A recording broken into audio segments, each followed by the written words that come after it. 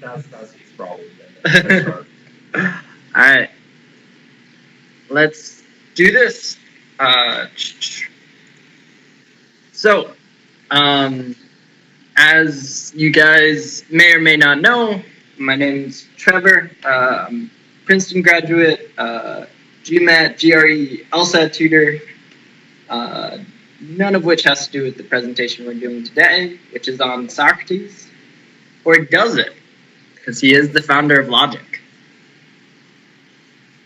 There's only one way to find out, and that's to journey with me through the beginnings of Western philosophy.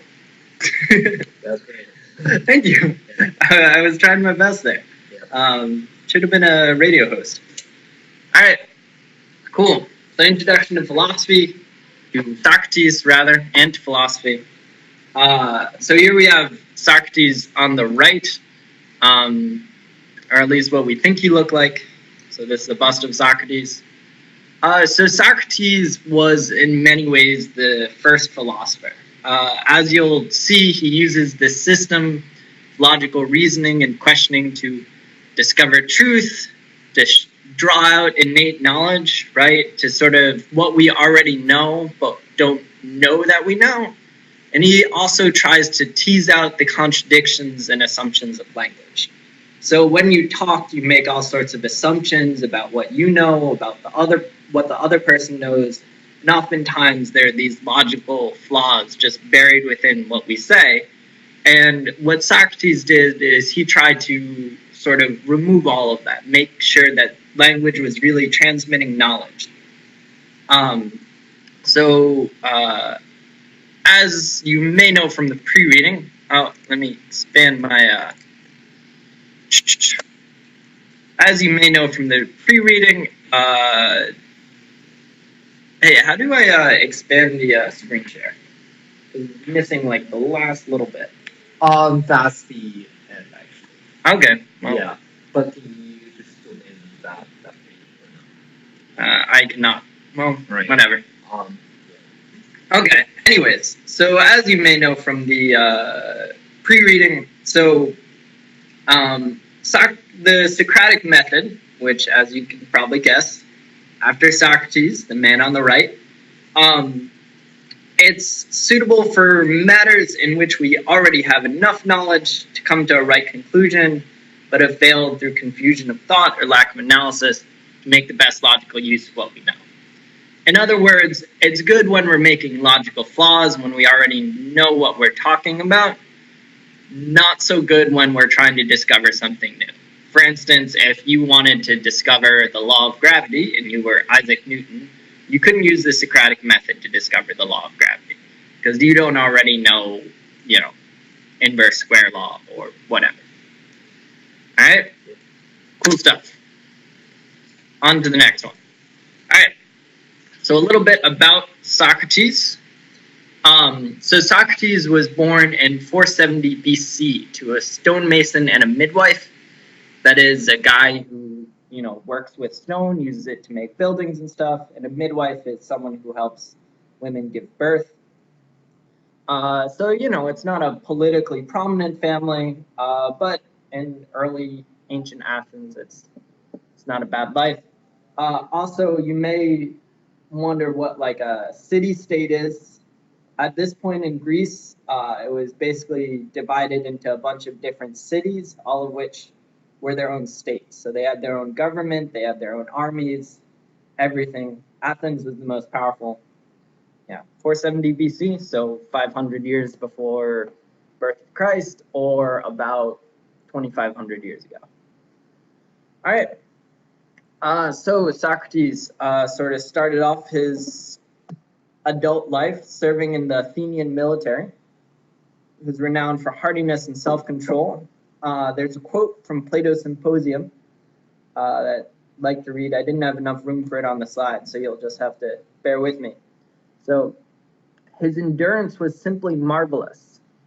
when being cut off from our supplies, we are compelled to go without food. On such occasions, which often happen in time of war, he was superior not only to me, but to everybody. There is no one to be compared to him. So Plato is saying that when during war, when they didn't have food, it was amazing how well Socrates did. He also says his fortitude in enduring cold was also surprising. There is a severe frost, for the winter in that region is really tremendous, and everybody else either remained indoors, or if they had went out, had on an amazing quantity of clothes, were well shod, and had their feet swathed in felton fleeces. All right, so this is Socrates in the middle of winter, frost on the ground, snow on the ground. I don't know if you guys are living in anywhere cold that has snow, but snow is really cold. Okay, in the midst of this, so in the midst of all this frost, Socrates with his bare feet on the ice and in his ordinary dress marched better than the other soldiers who had shoes, and they looked daggers at him because he seemed to despise them. All right, so this is pretty amazing, right? This is Socrates marching with bare feet on the ice, looking warmer than the soldiers who have boots, and the soldiers hate him for it. They feel like he hates them, so they hate him. Interesting guy, right? So, after the military, decides to become a philosopher, decides to become a gadfly of the state. So the gadfly, it's like a biting fly. You've ever gotten a bite from some sort of insect? That was Socrates' role to the government. He was about as popular among the government as a biting insect. All right.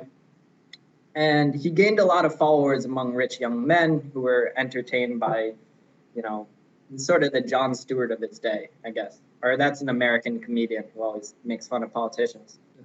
All right. He's put on trial eventually. He angers enough people. He's given the choice of fleeing or death. He chooses death. And he commits suicide by drinking poison called hemlock.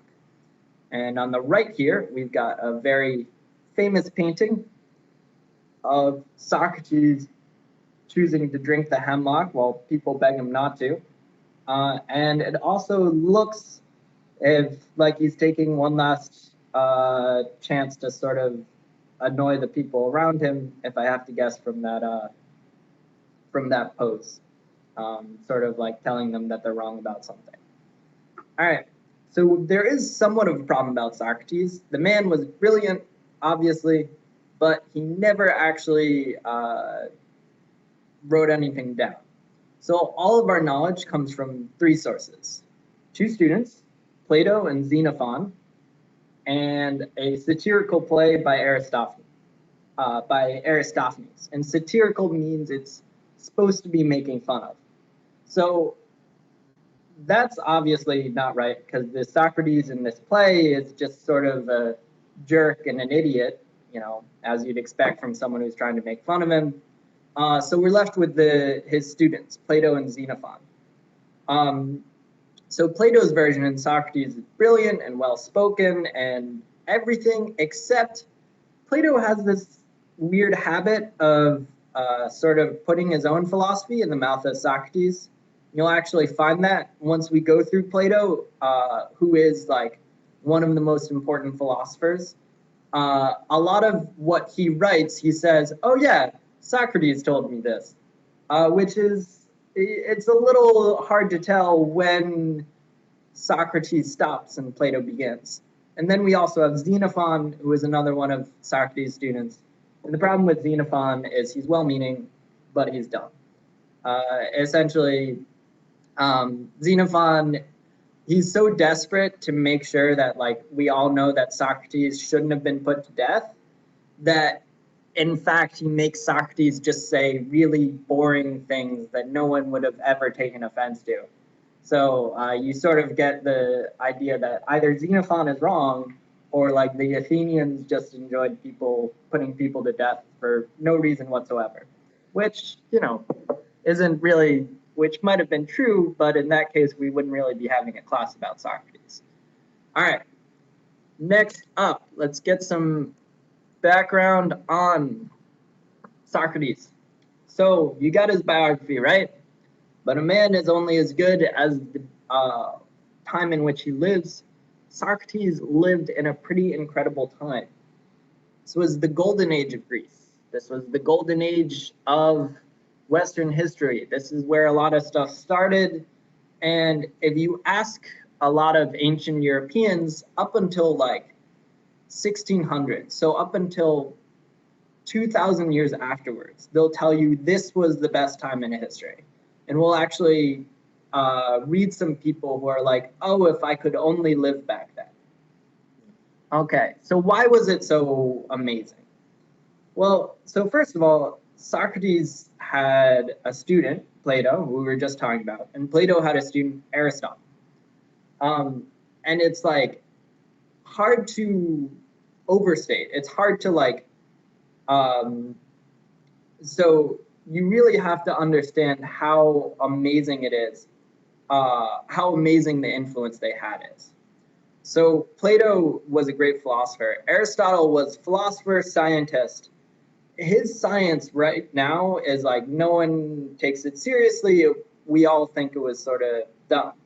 But for 2,000 years afterwards, he was the ultimate authority.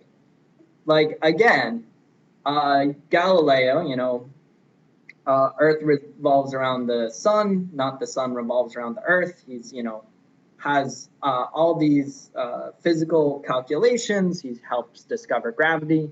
This is like year 1500, 1600. Galileo, 2,000 years after Aristotle, was still facing like questions from people who are like, but wait, Aristotle said this. Why are you disagreeing with him? So that's pretty amazing, right? So like, even if it was just them two alone, that would have still made that era of all of them living together a pretty amazing era. But there's also a lot of other stuff going on. So we get the first playwrights. So a bunch of Greek names, but Aeschylus, Euripides, Sophocles, who wrote Oedipus, Aristophanes, who we just talked about. This is the beginnings of comedy, of tragedy, of the first people who are developing like rules for how these plays should be written.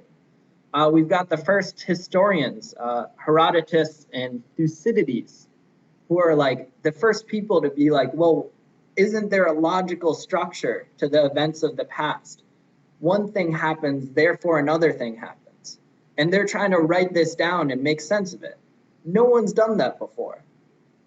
We've got medicine, Hippocrates. Again, like the first people who are really going, well, isn't there some sort of rules for how the body works? Isn't there some sort of rules for how medicine works? Like, maybe we shouldn't be trying to just do whatever. Maybe we should be trying to figure this out. We've got great statesmen, Pericles, who's founder, well, not the founder of democracy, but one of the greatest politicians of democracy.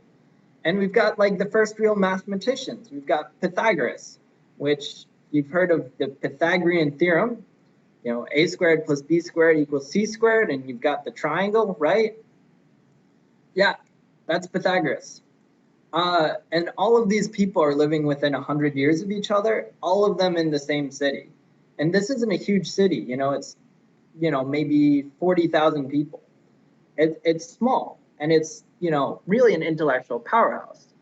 And the other side of it, which is what makes it really interesting and has made it fascinating for historians for a very long time, is the rise of Sparta. So we've got Athens, which is sort of like this ideal city-state. We've got philosophy, democracy, all these like sort of what we think of as freedom and the best elements of Western culture. Then we've got Sparta. Now, Sparta, their entire economy was based on their military. The way they sort of farmed the land was with slaves. And they did not care about, philosophy. They didn't care about math. They didn't care about art. They cared about war. And actually, Athens was more powerful than them up until around this time. And Sparta then defeated Athens in 404. So, I mean, if you remember, Socrates is born in 470, dies in, oh, that's a typo, that should be 400 BC. Sparta defeats Athens in 404. Okay, so this is right before Socrates' trial. We've got democracy, philosophy, art being defeated by a bunch of, soldiers whose entire economy is based on slavery. Pretty weird, right? Pretty crazy. So here on the bottom, we've got a very famous painting called the School of Athens. And here we've actually got Socrates, and I think that's Plato, although I'm not sure. And in general, you see everyone, they're discussing, and they've got the sculptures in the background, and we've got this grand architecture. So obviously, this isn't what it really looked like. This is how the Europeans, like 2,000 years later, saw it. But it's, it's not wrong. It is a pretty amazing time in history. Okay, but enough about history. So, what are we here for? Philosophy, right? Which is a philosophical question. Why are we here? When are we here? Okay, so what was Socrates' philosophy? It's a little hard to determine. As you'll learn, Socrates tends to make a lot of questions, criticizes other people. He says very few positive statements of his own, like very few statements in which we can tell what he's really interested in. But what we care about is his method. That's what's going to survive. This idea of how do you take an argument or take a statement that someone says and sort of and test it, right? See if it holds up. See if it holds water, to use an American expression. Okay, so his method, generally speaking, he identifies whatever someone else's thesis is, and he negates it. He says, I'm going to try to prove the opposite of what you think. How does he do that? He argues by analogy, right? He says, well, it's sort of like this, right? And the other person will go, okay, I agree. Well, it's sort of like this. And Socrates will say, well, if it was this, then you wouldn't believe it. So then, once Socrates gets them down that path, he starts expanding the negation. And generally speaking, he turns issues into much bigger than what they were originally. So you start talking, for instance, about who you're going to support in an election, and Socrates expands it to say, how do we choose who's ever the best in an election? Or on the other hand, why do we have elections? And Socrates can repeat step 2 until eventually he's sort of negated everything that you think, which once you see it in action, it's pretty amazing. It's very powerful, but you do understand how people would have gotten mad enough that they would have, put him to death.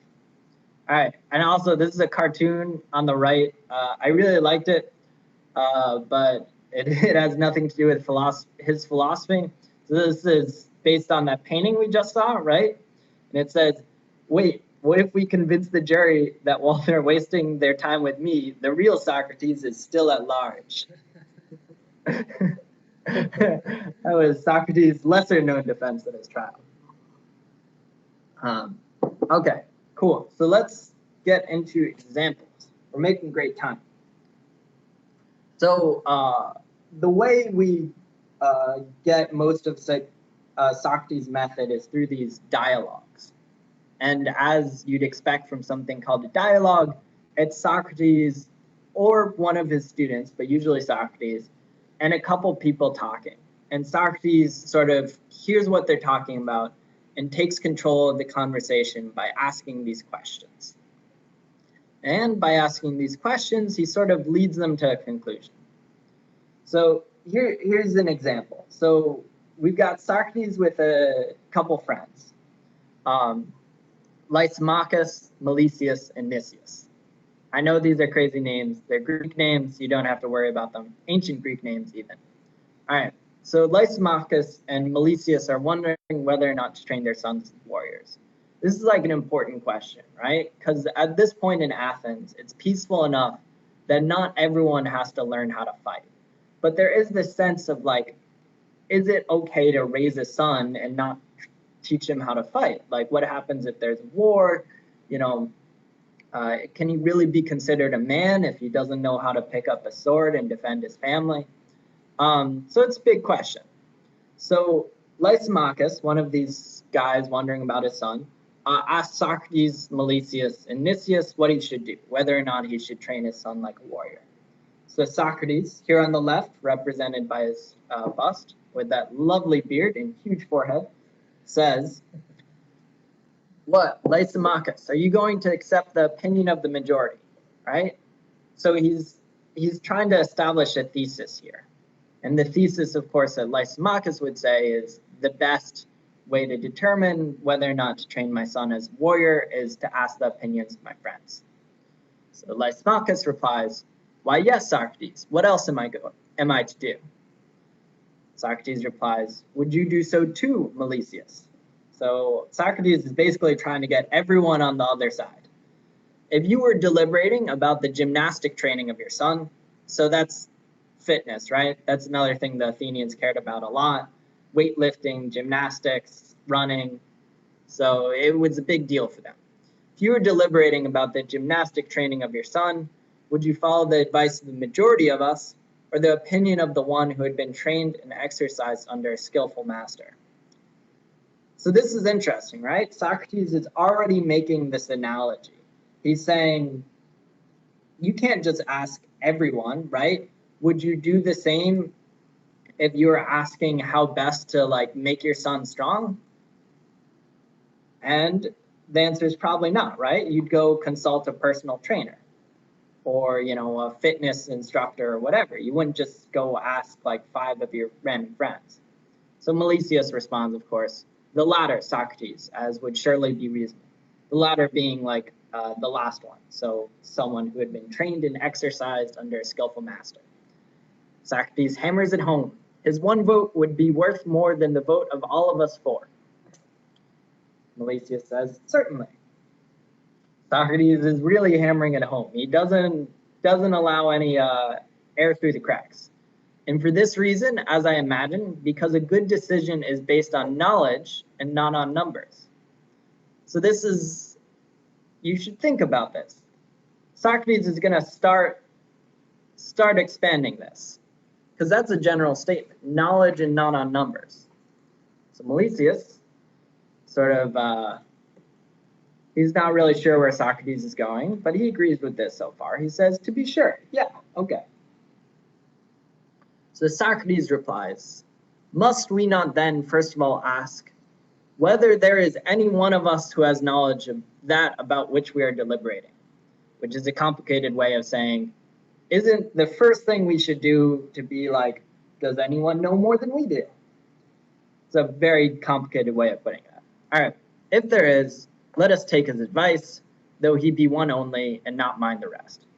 So if there is someone who knows about this, let's just listen to him. Let's not ask everyone else what they think. On the other hand, if there is not someone, let us seek further counsel.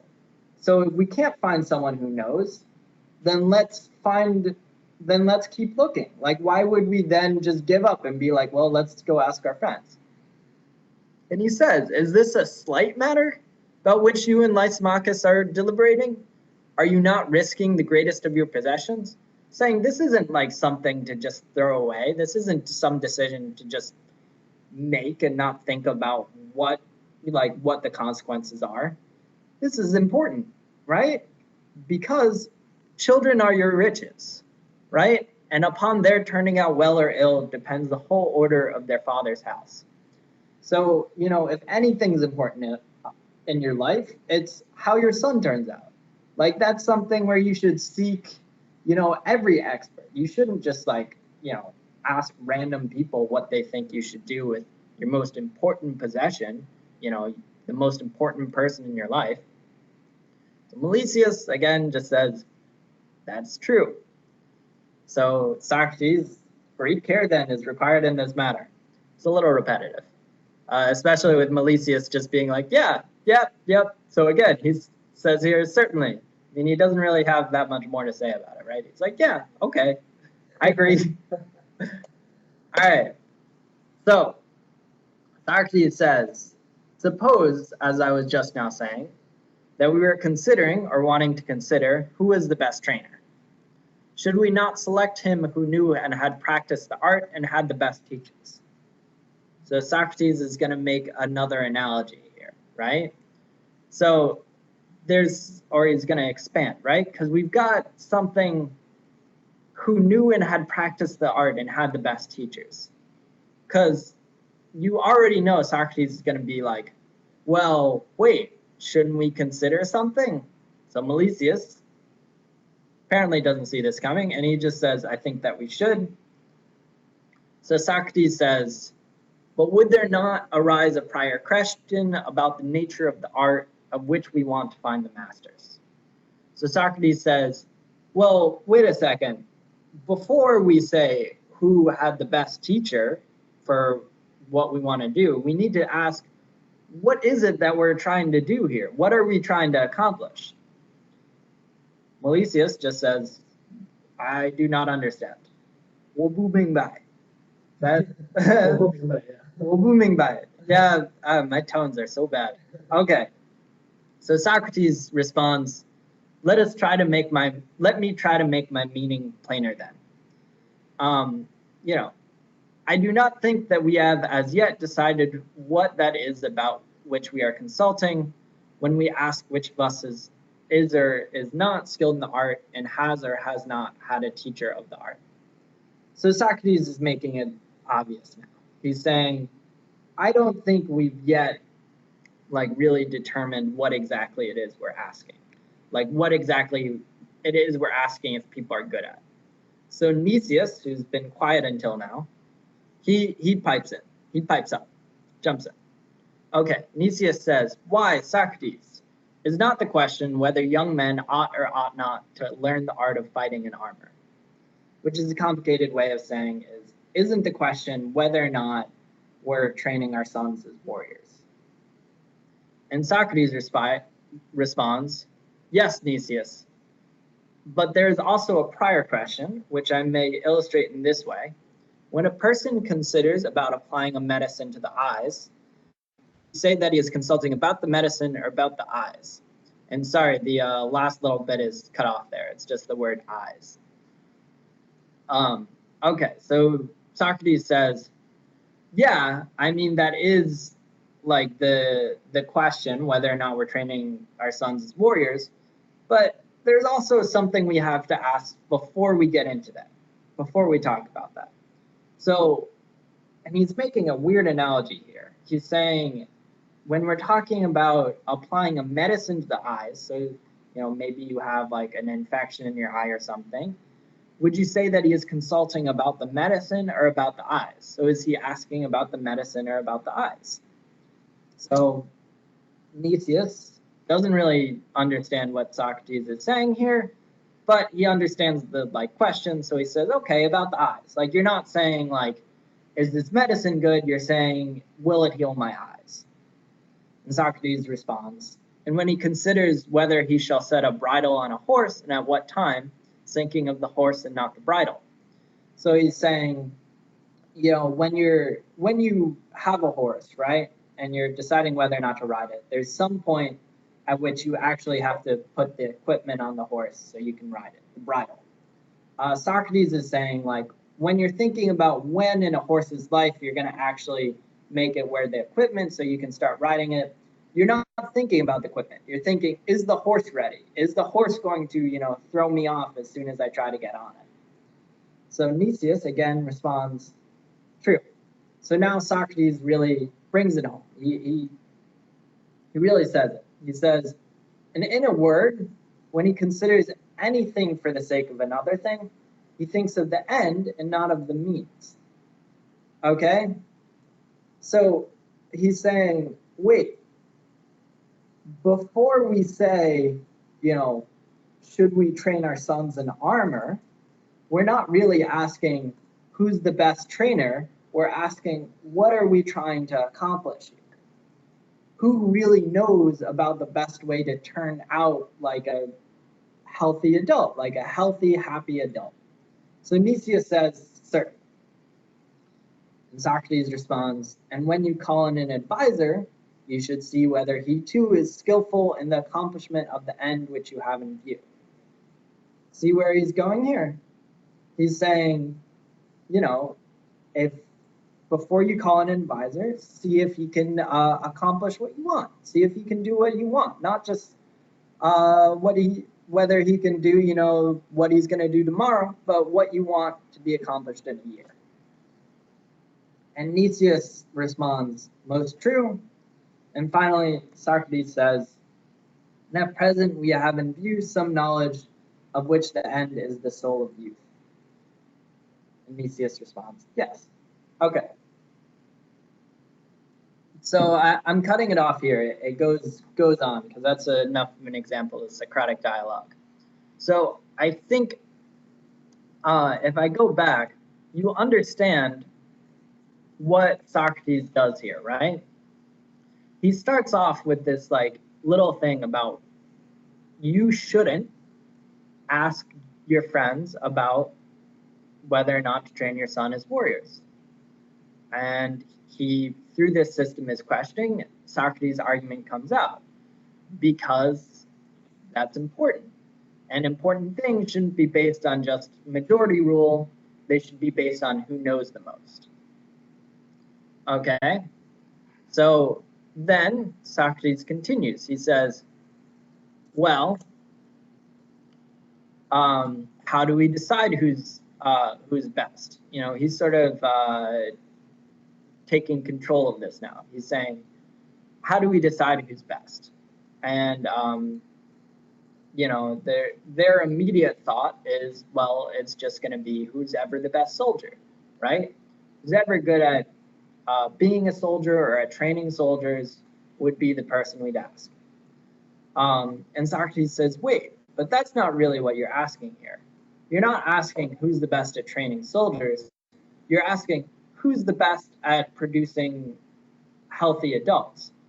And, you know, again, arguing by analogy, until he gets them to this point. And so presumably, by the time you get here, again, you're going to end up with some sort of question about the soul of youth, or what does it mean to be a functioning adult?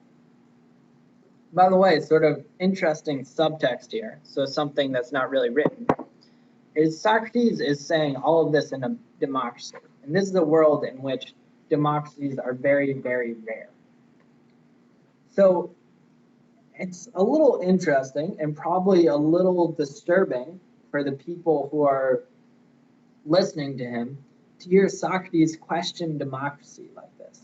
To say maybe we're not asking about who's the best, you know, who's the, maybe what we should be asking is who's the best to be doing this, rather than just asking everyone their opinion. You can certainly see how he might like apply that to government, right? Maybe we shouldn't be holding elections. Maybe we should just be finding who the best person is to be leading the government. Okay. Cool. So now on to the main event. So Socrates has this trial, right? He manages to annoy a lot of people. And at age 70, roughly, he's annoyed so many people that they decide to put him to death. And again, this is 4 years after Athens loses the Peloponnesian War, so they lose against Sparta. They're a little, well, they're scared, they're angry, and they're not really like in a good mood to have someone going around constantly questioning everything they know, right? So they put the guy on trial. So there are a couple versions of this. The two that have sort of survived history are Plato's version and Xenophon's version. I'm using Plato's version. It's probably a little too good to be what Socrates actually said, because like as you'll see, Socrates starts it by being like, "Well, I'm not a lawyer. I don't really know. I've never done this before," and then like he's brilliant, which is you know. On the other hand, we can't really use Xenophon's version because Xenophon's version is like Socrates just saying like a bunch of like really nice things, and then everyone's like, "Well, let's put him to death anyways." It's like, I appreciate that Xenophon that you're like making him seem like a really nice guy after he dies, but it's not. I mean, that's not really helpful for us to learn from. Um, by the way, historians are pretty sure that there's was like many different versions of this. It seems like something that was probably like a thing that people did is they wrote accounts of Socrates at his trial, but only two have survived because I mean it's been 2,500 years, and that was before the printing press. So we're actually, it's pretty lucky that anything survived, right? And so here's a close-up of that painting, the School of Athens. And again, we've got Socrates pointing up. Uh, he's pointing up towards heaven. He references God a lot, which is pretty interesting because Athens, as the rest of Greece, was a polytheistic society. They believed in many gods, god of thunder, god of like the harvest, so like farming, god of the ocean. But Socrates only ever mentions one god, and it's hard to tell exactly what he means by that because he never says anything more. But it is a little weird. And here we've also got Plato apparently saying something like, "Calm down, Socrates." All right. So this is called the Apologia. But it's not really an apology, even though that's the direct translation. It's really an apology is another term for like a defense. It's where you explain your actions. Here at the bottom, I searched on the internet for an image of old man at a trial. I'm pretty sure this is from a Korean drama. Uh, Bonus points for anyone who can identify where it's from. But I guess this would have been Socrates' trial if he and everyone else were Korean. Um, okay, so Socrates starts off his defense. Everyone's had all these accusations against him, and finally he gets to rise up to speak and defend himself and sort of defend that he's not this terrible guy who deserves to be put to death. So how does he do it? First, he starts off with actually a genuine apology-ish. He says, "For I am more than 70 years of age. This is the first time I have ever appeared in a court of law. I'm an old guy. I've never been in court before." And he says, "And I'm quite a stranger to the ways of the place. And therefore, I would have you regard me as if I were really a stranger whom you would excuse if he spoke in his native tongue and after the fashion of his country." So he says, "I've never been in court before. I'm not a lawyer. So he says, if I talk like a philosopher, just forgive me for it. I'm not like a great speaker. All I can say is the truth, right?" And so first, he sums up the accusation against him. So in Socrates' view, this is the summation of why he's in court. Because people have said Socrates is an evildoer and a curious person who searches into things under the earth and in heaven. So this is something that's a little strange. So evildoer makes sense. He does bad things. Curious person who searches into things under the earth and in heaven.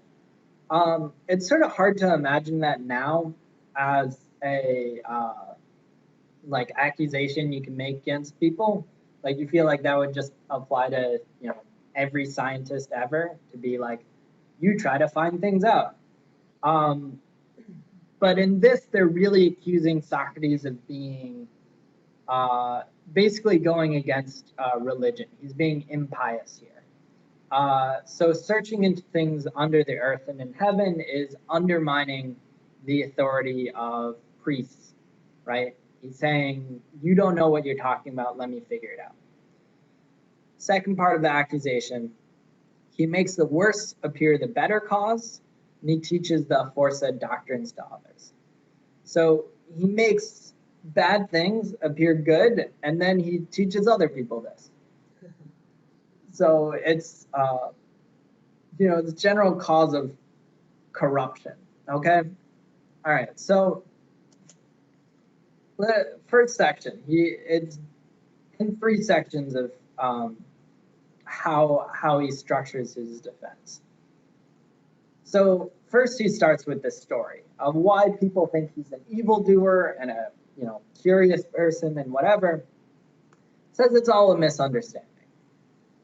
He says a friend of mine asked the oracle to tell him, to tell my friend, whether there was anyone wiser than I was. And the Pythian prophetess answered that there was no man wiser. So the oracle is this, she's sort of this priestess.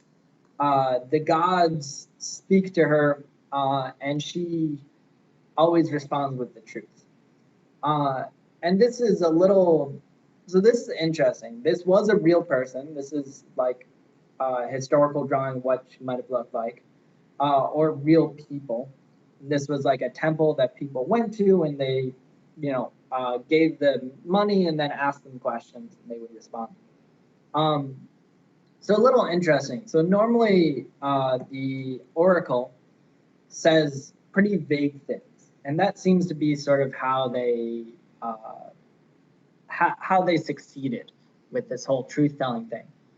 So, for example, if you guys saw the movie 300, you would remember Xerxes. So when Xerxes, like this Persian emperor, was going to invade Greece, he asked the oracle, should I invade Greece? And the oracle apparently responded, after getting tons of money, tons of stuff, responded, if you invade Greece, a great empire shall fall. Which, is like super vague. First of all, it's obvious. It's like either you win or you lose. And if you win, then, the Greeks will fall. And if you lose, then you'll fall. And, it's not that helpful. And you can imagine he probably was like, well, that was a waste of money. But, that was normally the sort of answer that the prophetess gave. So Socrates is already it's hard to tell if he's telling the truth, being cute, but it's something a little strange to just be like, oh yeah, like he asked, is anyone wiser than me? And the prophetess is like, yeah, Socrates, he's the wisest man alive. That's not like a sort of vague answer. That is very straightforward. All right. But Socrates, being Socrates, hears this and he's like, that can't be right. Like, I know, like, God speaks directly through you. Like, I know you know everything, but I'm still pretty sure you're wrong. So he tries to find someone who's wiser than him. So first off, he goes, I went to the one who had the reputation of wisdom and observed to him. His name I need not mention. He was a politician whom I selected for examination. So he goes to this politician who's very famous for being wise. And he's like, I'm not going to mention any names, but when I began to talk with him, I could not help thinking that he was not really wise, although he was thought wise by many and wiser still by himself. So, again, you can imagine how he'd be angering people. He goes to someone who's famous for being very wise, and he's like, I can't help think, not only is he's not wise, people think he's wise, he thinks he's really wise, but I'm not really convinced. And he doesn't keep this opinion to himself, right? He says, I went and tried to explain to him that he thought himself wise, but was not really wise. And the consequence was that he hated me, and his enmity was shared by several who were present and heard me. So Socrates, despite being the wisest man on earth, learns a hard lesson, which is when you go to someone who prides themselves on being very wise, and you go up to them and say, hey, you're not really all that smart, turns out they won't like you that much afterwards. But Socrates isn't done yet. So he says, well, let me see if I can explain this. He's like, I'm not wise, but this guy isn't wise. So he says, well, although I do not suppose that either of us knows anything really beautiful and good, I'm better off than he is. For he knows nothing and thinks that he knows. I neither know nor think I know. In this latter particular, then, I seem to have slightly the advantage of him. He's like, well, okay, so the politician didn't know anything. I didn't know anything. I don't know anything. But he thinks he knows things. I know I don't know things. So I have like one more piece of knowledge than him. He doesn't know that he doesn't know things. I know that I don't know things. I have one piece of knowledge extra. So he's like, well, okay, I've given up on politicians. Let me try poets instead. He says, what happens when he tries poets? As you might guess, he's not overly impressed. He says, that showed me in an instant that not by wisdom do poets write poetry, but by a sort of genius and inspiration. He's nicer here. He says, they think they're wise, but it's really they're not writing poetry because they're wise. They're writing it because it's like inspiration. It's like from the gods. They just sort of write, and then that's that. He says they're like diviners or soothsayers who also say many fine things, do not understand the meaning of them. So diviners or soothsayers, you can think of them as psychics, people who tell the future. He's saying poets and psychics are the same thing. They say fine things, but they don't really understand what they're saying. Anything true that they say is sort of a gift from the gods. And the poets appeared to me to be much in the same case. And I further observed that upon the strength of their poetry, they believed themselves to be the wisest of men in other things in which they were not wise.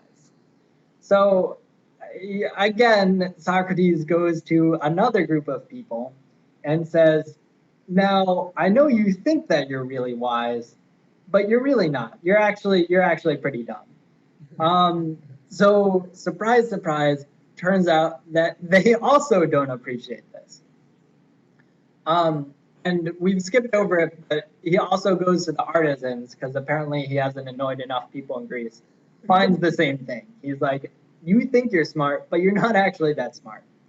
And so having told, it seems like most of the people in Athens that they're actually dumb, Socrates is happy. He's like, okay, I've figured this out. By the way, this is a picture of where the oracle was. Presumably, it was a much more impressive temple 2,500 years ago. All right, so Socrates concludes, God only is wise. And here, again, he's using just God, not the gods or whatever. So it's interesting. He never really explains it, though. And in this oracle, he means to say that the wisdom of men is little or nothing. He is not speaking of Socrates. He is only using my name as an illustration. So he's saying the only one who really knows anything is God. When he was speaking through the oracle, all he wanted to say is that men don't really know anything. He's just using my name as an example. He says, as if he said, he, O men, is the wisest, who, like Socrates, knows that his wisdom is in truth worth nothing. So he's saying the oracle's really saying the wisest man is someone who knows that he doesn't know anything. Socrates says, and so I go my way, obedient to the god, and make inquisition into the wisdom of any, whether citizen or stranger, who appears to be wise. Okay, so Socrates is saying, really, the oracle was really just trying to tell me you should go around and ask everyone if they're wise. And then if he is not wise, then in vindication of the oracle, I show him that he is not wise. So he's saying, really what the oracle wanted me to do was this whole thing where I went around and proved to people that they didn't know anything. He says, and this occupation quite absorbs me. And I have no time to give to either any public matter of interest or to any concern of my own, but I am in utter poverty by reason of my devotion to the God. He's spending so much time, going around telling people that they're not that smart, proving them to that they're not that smart, that he has nothing. He is in utter poverty. All right. So that's the end of the first part of Socrates' defense, right? So he's defending himself against people mad that he makes them look stupid. He's mad that he makes the wrong appear right. So the second part of Socrates' defense is against the idea that he's an evildoer who corrupts youth. Socrates says instead, okay, so he, Meletus, Socrates' accuser, says that I'm a doer of evil who corrupt the youth. But I say, O men of Athens, that Meletus is a doer of evil. The evil is that he makes a joke of a serious matter and is too ready at bringing other men to trial from a pretended zeal and interest about matters in which he never had the smallest interest. All right. So he's saying, Meletus is saying that I'm a doer of evil and I corrupt the youth. But, it's not me that's really doing something wrong. It's really my accusers. Meletus is someone who is desperate to get other people in trouble, right? He doesn't really care, never really have the smallest interest. He doesn't really care about what it is. He just wants to get people in trouble. So by the way, on the right here is Dwight Schrute from Office, which is an American comedy. Dwight is someone who always tries to get his coworkers in trouble with his boss, his Laoban. Is that right? Yeah. All right. Nice. I remember some of my Chinese. So he's always trying to get his coworkers in trouble.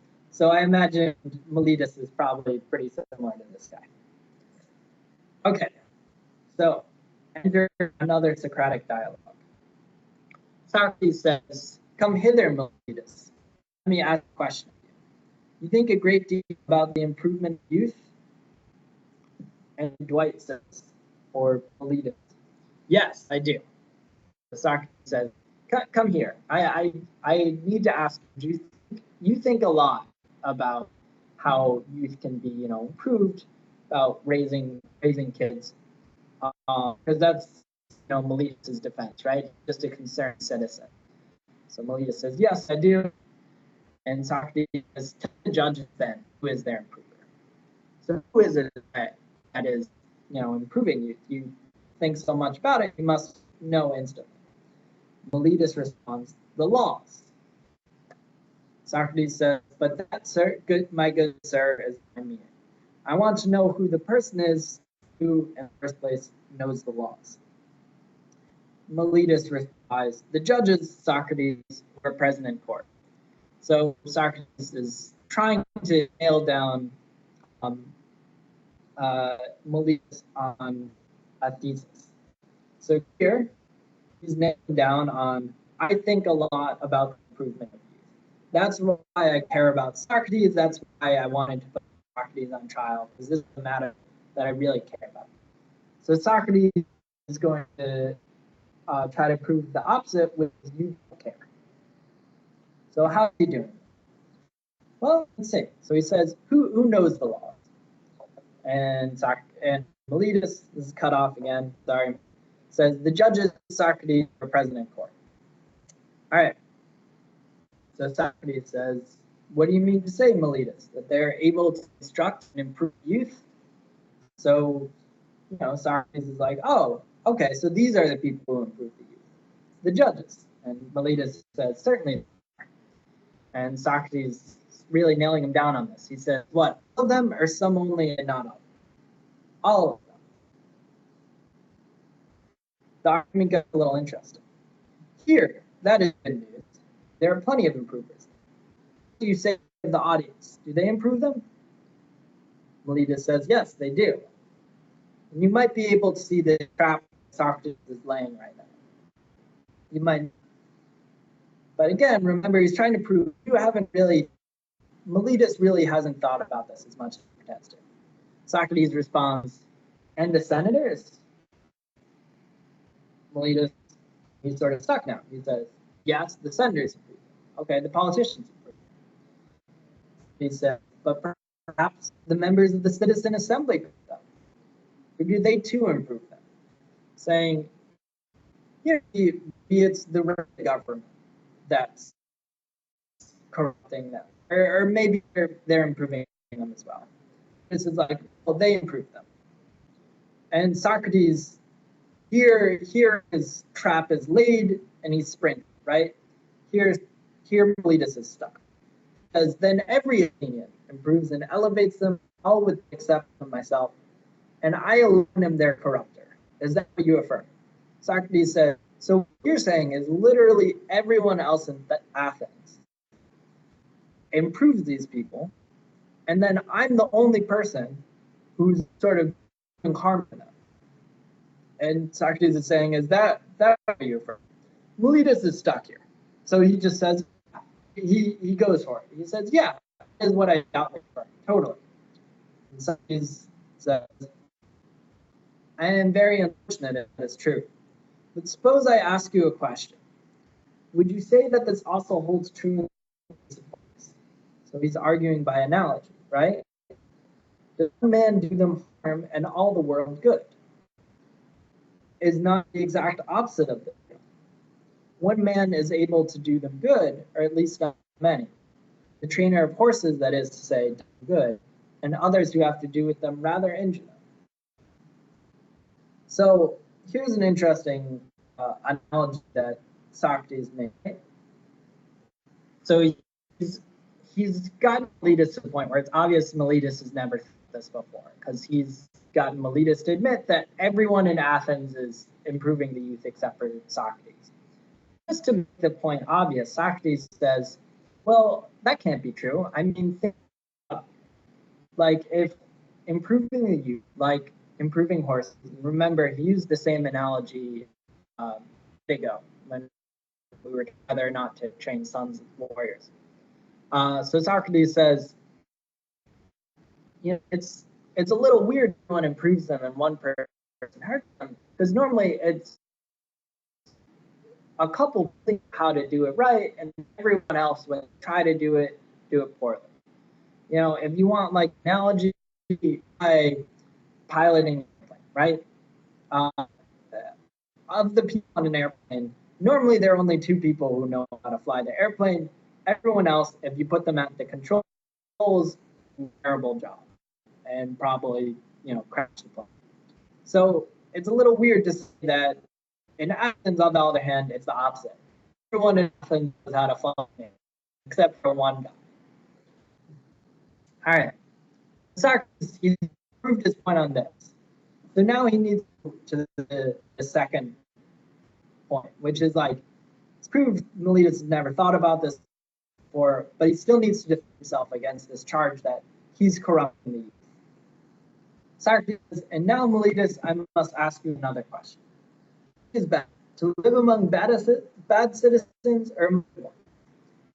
Answer, friend, I say, for the question which may be easily answered. So this is, you can imagine by Socrates saying this, that apparently Meletus is gone kind of quiet now, right? He realized he's made a big mistake. He's regretting coming up here. But Socrates isn't done. He says, you have to tell me. Not the good do their neighbors good, and the bad do them. Don't good people help out the people around them, and bad people hurt the people around them? Meletus, he has to respond certainly. Socrates says, and is there anyone who would rather be injured than benefited by those who live with him? Apparently, Meletus is still very reluctant to answer. Once burned, answer, my good friend. The law requires you to answer. Does anyone like to be injured? Certainly. Okay. So let's see if we can predict the trap that Socrates is about. When you accuse me of corrupting, deteriorating the youth, do you allege that I corrupt them intentionally or unintentionally? Intentionally, I say. So Socrates is saying, when you accuse me of corrupting the youth, are you saying that I'm doing it on purpose? And Meletus, of course, he has to be on purpose, right? Socrates wouldn't trial by accident. But now we've got an interesting, right? Before we go on, let's see if we can. Yeah. So first he starts, do their neighbors good, bad do them evil. Okay? Good people help out their neighbors, bad people hurt their neighbors. All right. No one looks to be hurt. So you see there's a connection. And he's saying, do I corrupt them intentionally or unintentionally? Well, let's see what he does here. But you have just admitted that the good do their neighbors good and the evil do them evil. Now that is truth to your superior wisdom. Socrates is getting a little sarcastic here. I recognize thus early in life, and am I at my age, such darkness and ignorance as to not know that if a man with whom I have to live is corrupted by me, very likely to be harmed by him, and yet I corrupt him and intentionally do. So Socrates, again, he says, why would I corrupt youth? If you're saying bad people hurt the people around them, and you're saying no one wants to be hurt, then why would I intentionally try to make the people around me bad? That would make sense. I just get hurt. So, as I'd imagine that Thetis is not a big fan, cries. Okay, on to the next. By the way, if any of you haven't watched The Office, I don't know if there's a Chinese translation, but I would very much recommend it if there is. And if there's not, watch the English translation and improve your English. Yeah, there should be. Should be a Chinese translation? I saw this.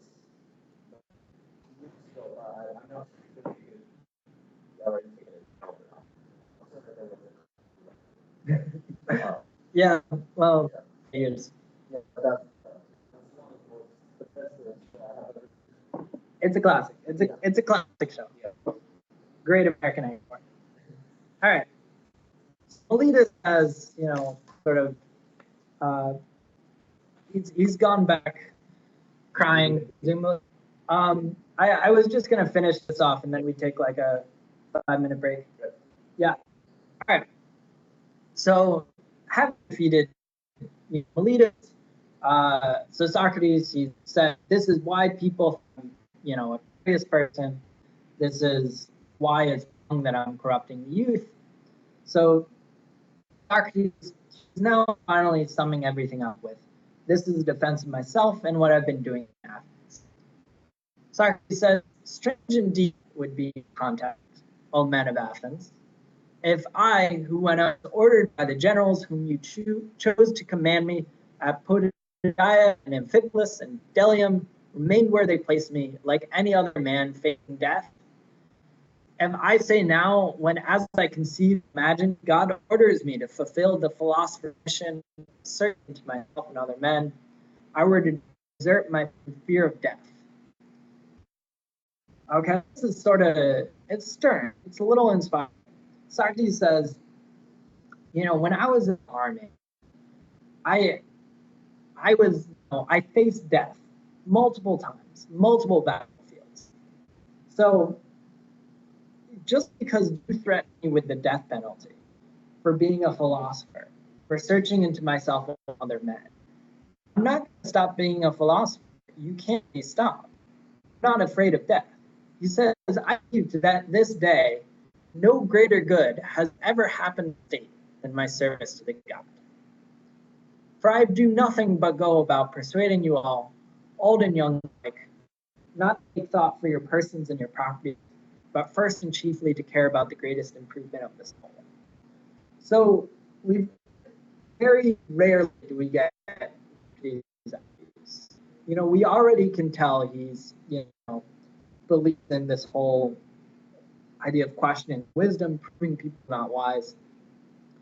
But he's actually got a big. He's talking about the greatest improvement of the soul. He's improving the state. He says, you shouldn't kill me, but not for my sake. I would have you know that if you kill such a one as I am, you will injure yourselves more than you injure me. So if you kill me, you'll be the one that's hurt. Miletus and Anytus will not injure me. So Miletus is one of, you know, is the Socrates just defeated. Anytus is presumably another one. Socrates says they cannot. For it is not in the nature of things that a bad man should injure a better than himself. Saying they can't hurt me. They're not as good a person as I am. They can kill me, but they can't hurt me. It's a little, yeah. I mean, it does seem like it's brave, but maybe a little dumb when they're like, oh, we are going to kill you. Okay, I do not deny he may kill him, or drive him into exile, or deprive him of full rights.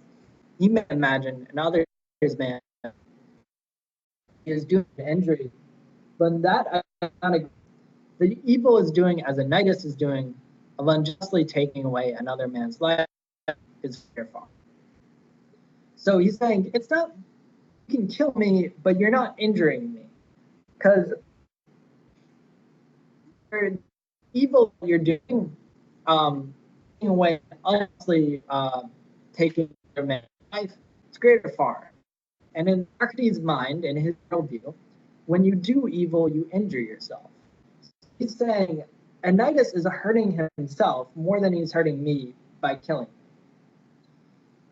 And Socrates says, I'm a fly, right? So this is like a horsefly. They're these very annoying flies that bite horses and bite people. Hurt the diggers. They're really annoying. But Socrates, he cares.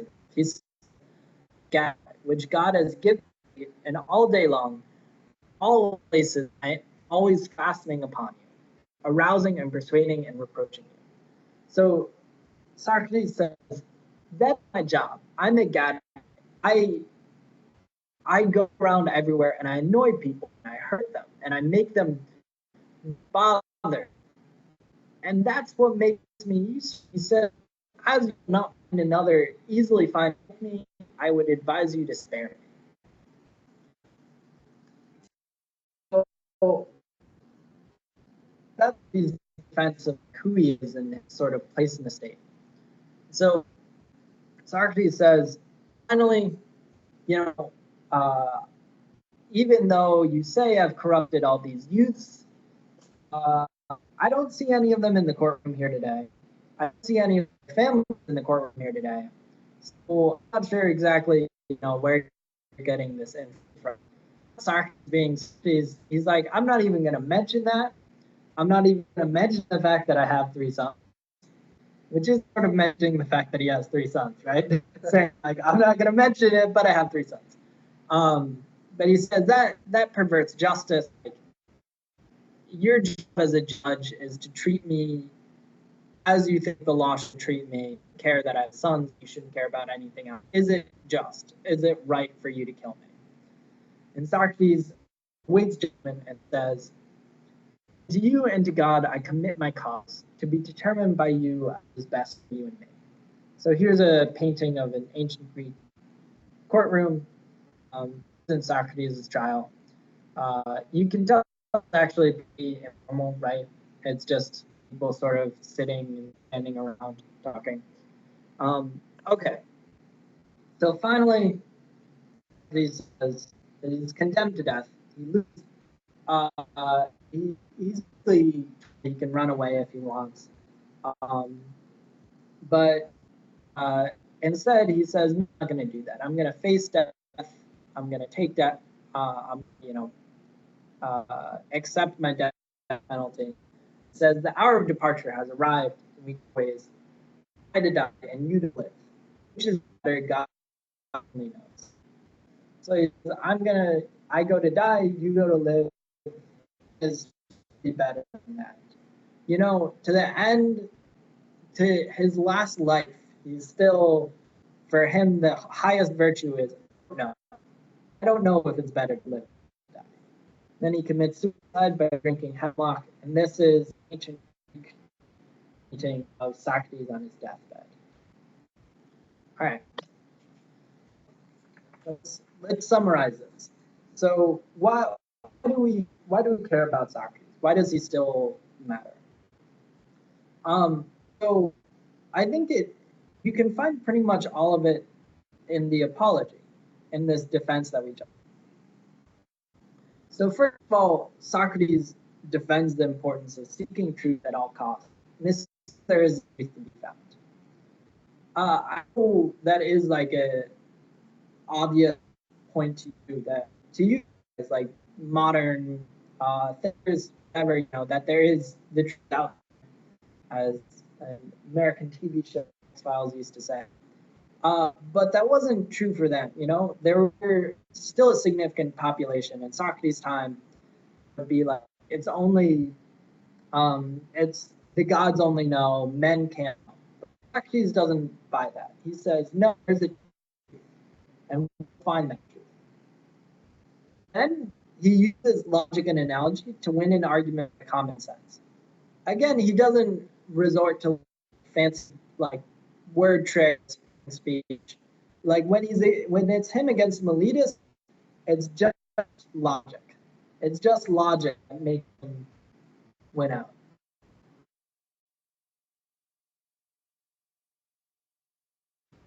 Eloquently defends the role of the philosopher in the state. He's saying, I'm not just doing this for fun. I'm not just doing this to annoy people. I'm the gadfly of the state. I'm what improves the state. I'm what makes the state better. And finally, his last thing that he says, the very last sentence to the court is, we don't even know whether it's best to live or to die. Only God knows. So these sort of four key elements, that there's truth to be found, that the way to argue, the way to discover this truth is by logic, that we don't know anything, and that philosophy is important. These will be argued upon, expanded, modified by philosophers after Socrates, but they will still be in every text you read. Every philosopher after Socrates has to, in some way, respond to it. And so I know people argue that there were philosophers before Socrates. And there were people who tried to think about sort of the world logically, like Heraclitus, you know, but the difference is their impact. Every single philosopher after Socrates and every single thinker after Socrates is impacted and has to deal with what Socrates said. So, first philosopher. All right, cool. So that's end of this. Let's take a 5-minute break. How do I go back to it? I want to go to face. Oh, yeah, just click that button. The blue button. This one. And then just click that again. All right, cool. Oh, my hair's a little messy. All right, we're good. So yeah, that's the end of the. Oh, thank you for all the rips. That's the end of the presentation on Socrates. Let's take like a 5-minute break. So it's 10:18 a.m. on my end, and then, apparently. So let's take like a 5-minute break. So it's 10:18 on my end. Let's come back at 10:23 and talk about some more stuff. Okay, cool. So,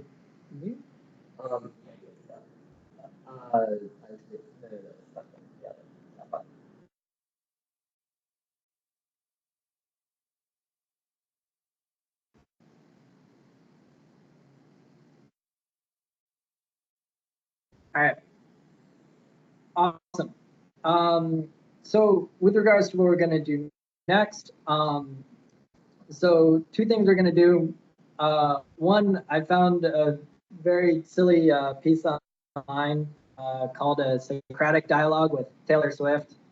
We're going to read it for as long as it's funny, and then we're probably going to stop midway through because it is sort of silly, but it's entertaining. Then after that, we're going to read a piece in the dialogues, which uploaded up, the Credo dialogue, Crito. And we'll read it through together and sort of talk about how you would read and interpret it on your own, which will be good practice for you because you'll be reading and interpreting it on your own. Reading and interpreting the dialogues on your own after class. Specifically, I want you to read the apology at the least, as well as any other Socratic dialogues which capture your fancy. Yeah, I'll just explain that again for them. 两件事啊，第一个是我们给大家看一个非常有意思的一个小文章是这个 Socratic question, right? Socratic method with Swift Tyler， 对吧？跟 Swift Tyler 用这个苏格拉底问答法的这样一个小文章啊，带着大家就是愉悦一下。第二个事儿呢，我们接下来呢会给大家这个领读一些这个 Credo。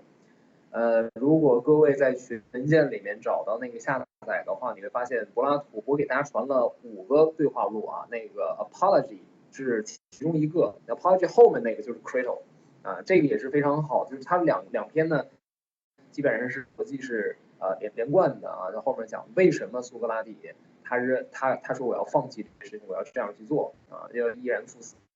这两篇被认为是记载苏格拉底的这个经典名篇啊，所以我们下面做2件事情，各位听懂了吗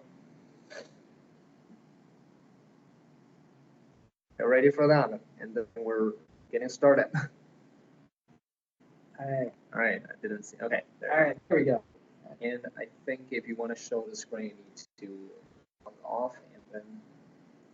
So log off. Log off and click the arrow in a second.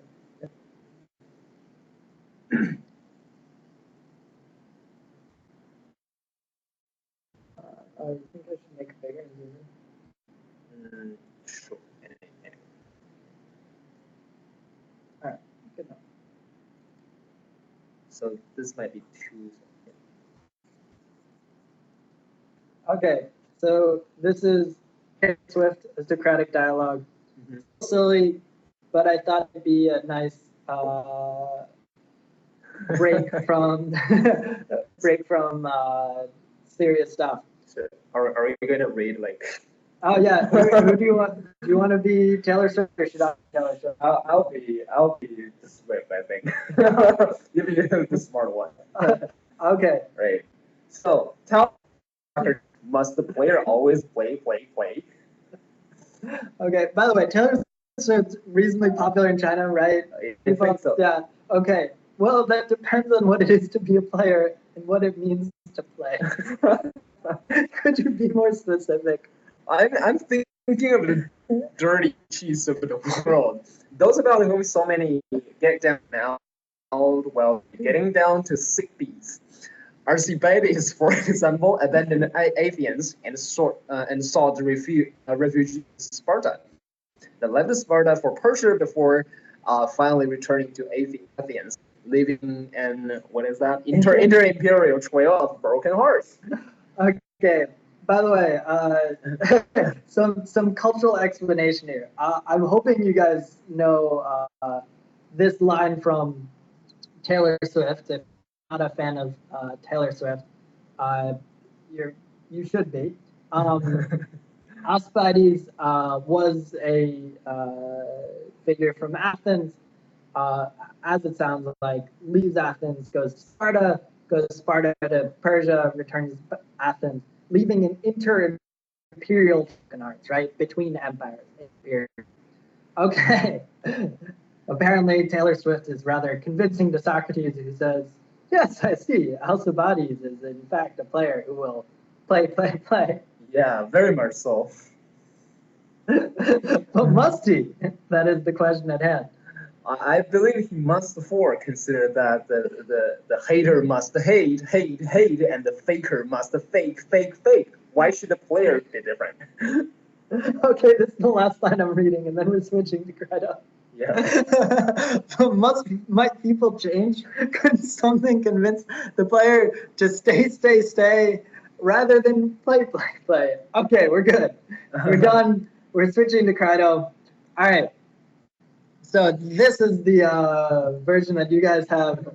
I hope you enjoyed that performance. Gu and I will be having a performance of the whole thing. Gu in the role of Taylor Swift, me in the role of Socrates. Tickets will be on sale never. Yeah. Okay, so does everyone have the Crito thing up? So you can follow along with us. Say that again. Does everyone have like the Crito thing up and they're looking at it so you can follow along with us in the dialogue?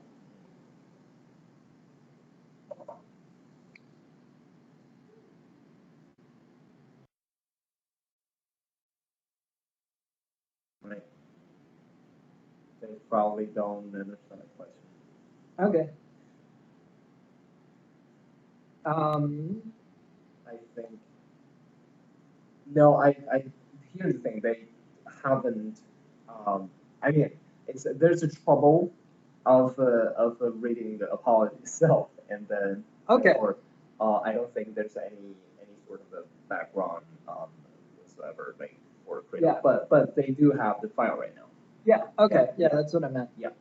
各位把那个群文件里面那个five dialog 把它下载下来吧。然后呢，我们这样在屏幕上也可以看到这一点啊，可以看到那个 Crito。没有阅读的话也没关系啊。然后呢，这样 apology 它Crito 是接这个 apology 的。然后这样我们带着大家简单的读一下啊。然后呢，也给各位开一扇窗户。然后就是大家把这个从 apology 里面读到的这个东西啊，这种苏格拉底的这种方法论，也可以带到这个 Crito 这个阅读里面。各位听懂了吗？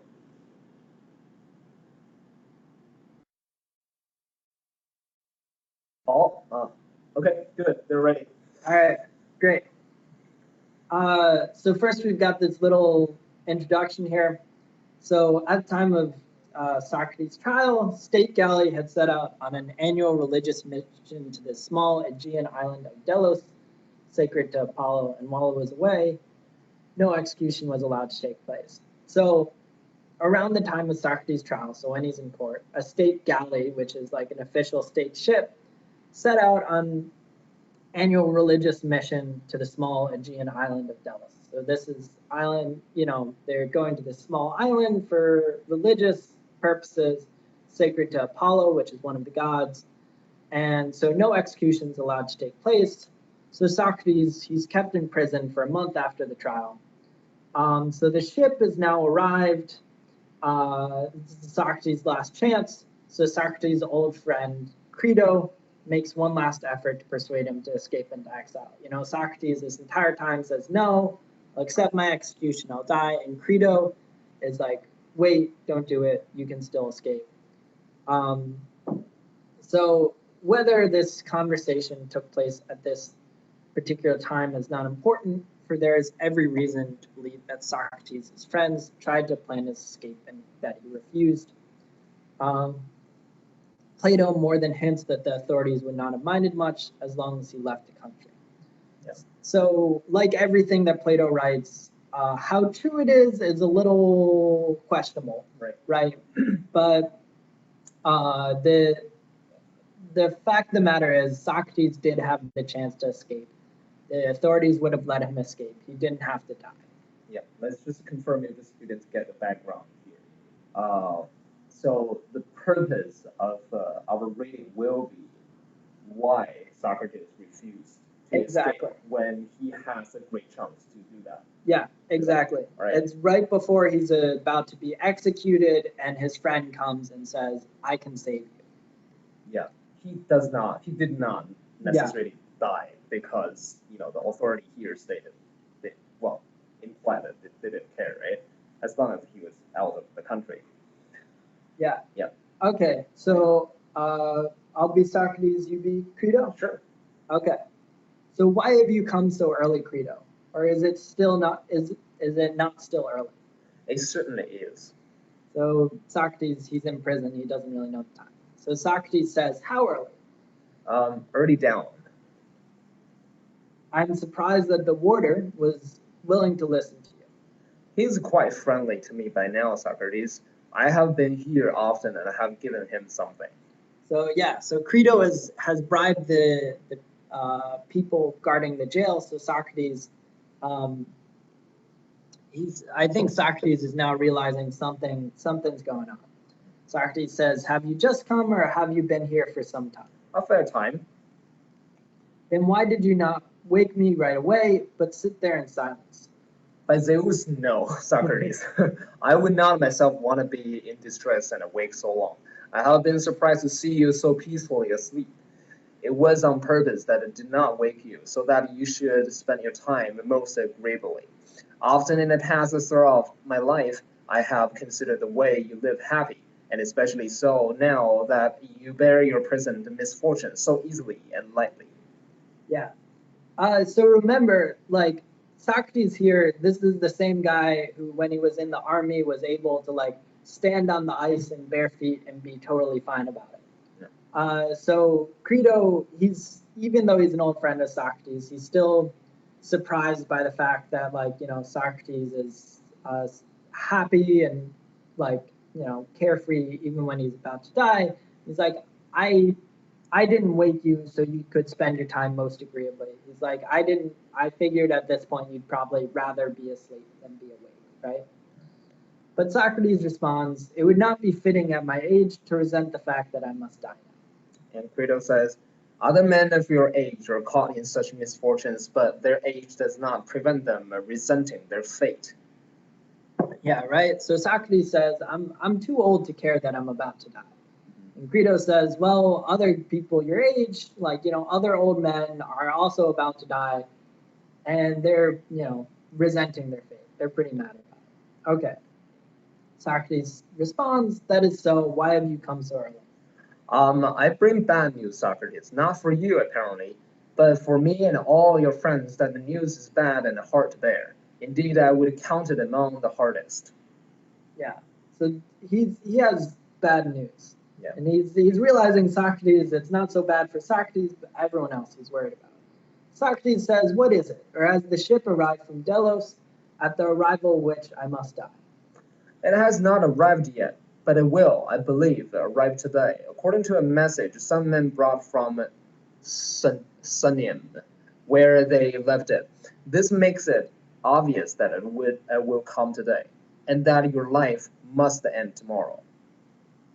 Socrates says, again, he's very calm. He says, may it be for the best. If it so please the gods, so be it. However, I do not think it will arrive today.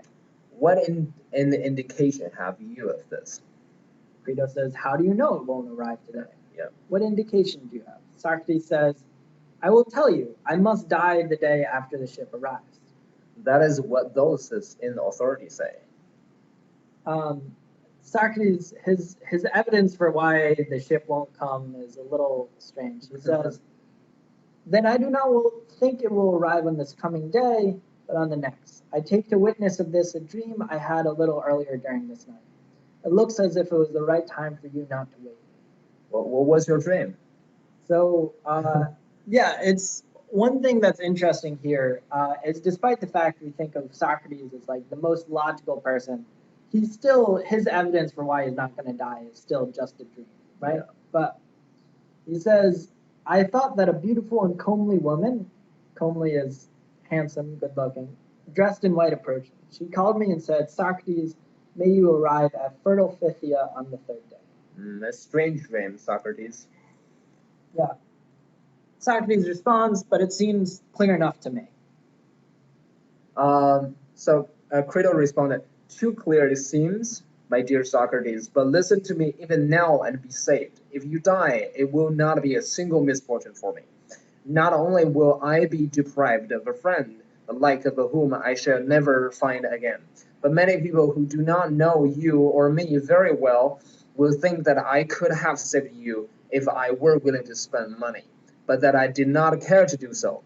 Surely there can be no worse reputation than to be thought to value money than highly than one's friends, for the majority would not believe that you yourself were not willing to leave prison while we were eager for you to do so." And now the argument starts, right? Yeah, because Credo basically is saying you have to be saved for my sake. Yeah, Otherwise, exactly. you would leave me like I care my money too much for my friend's escape. Like nobody's gonna believe you. You're gonna kill yourself in this case. Yeah. Yeah. So Credo says, yeah, exactly. Like, what will people think? I was too cheap to like bribe a guard. So Socrates, of course, he doesn't really. He's like, my good Credo, why should we care so much for what the majority think? The most reasonable people, to whom one should pay more attention, will believe that things were done as they were done.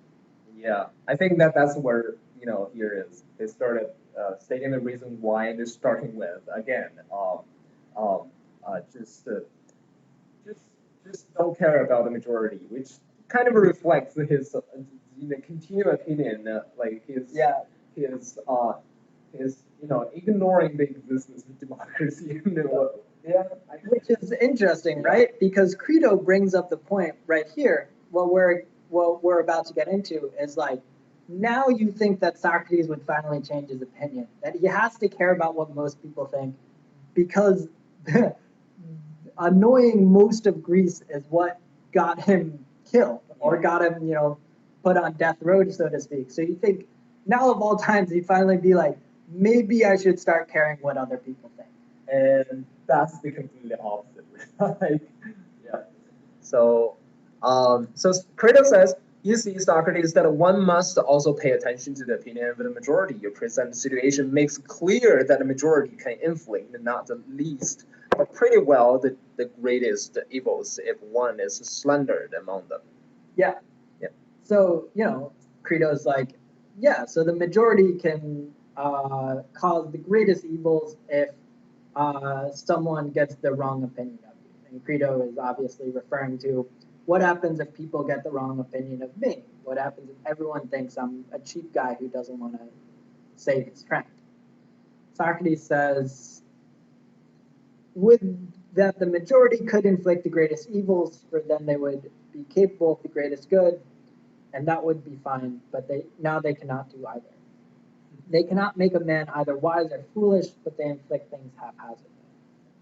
So Crito says, that may be so, but tell me this, Socrates, are you anticipating that I and your other friends would have trouble with the informers if you escape from here, as having stolen you away, and that we should be compelled to lose all our property, or pay heavy fines and suffer other punishment besides?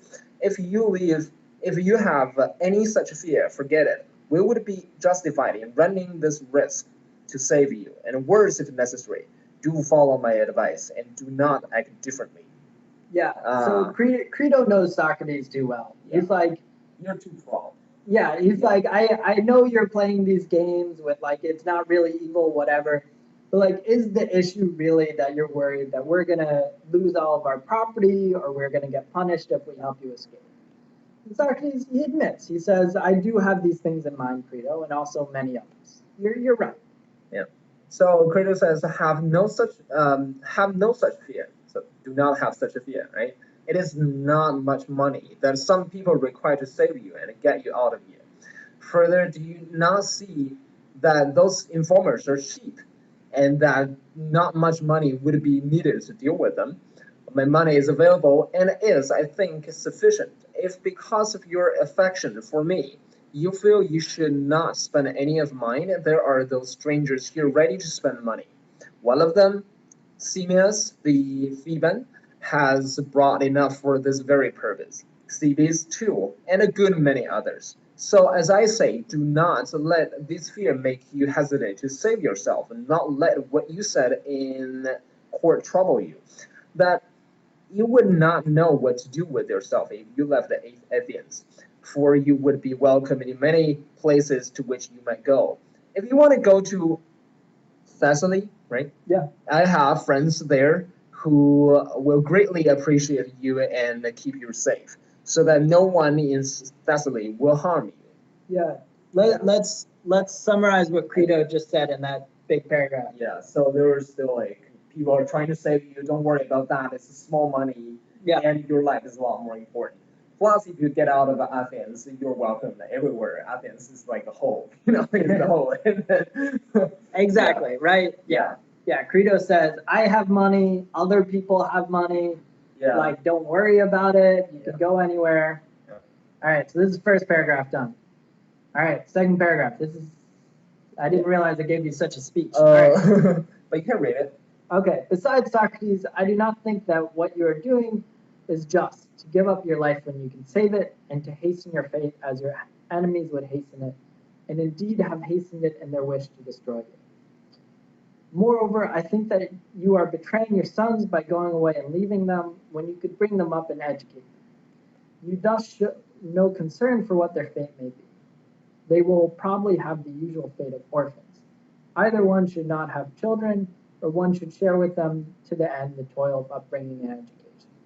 You seem to me to choose the easiest path, whereas one should choose the path a good and courageous man would choose, particularly when one claims throughout one's life to care for virtue. So this is getting interesting. Crito's been around Socrates for a while. He knows how to argue. Yep. And so the way he's arguing with this is he's really striking to like the core of what we would probably consider today. He says, I don't think what you're doing is just. He's saying, I think you're helping your enemies, which is obviously wrong. You're betraying your sons. You're leaving them to grow up without a father. That's obviously wrong.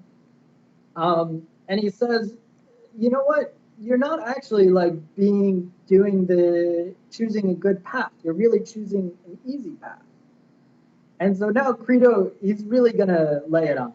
Yeah, I think like any person who would be put in this position would not refuse their offer, Crito's offer. They would run away. And to this point, I was very curious, like what argument Socrates is gonna make, because everything seems so just, and he's running away, he got his life, and then he's not hurting his friends and his small money, and everything looks good. So, and Crito continues says, I feel ashamed on your behalf and the behalf of us, your friends, lest all that has happened to you be thought due to cowardice on our part.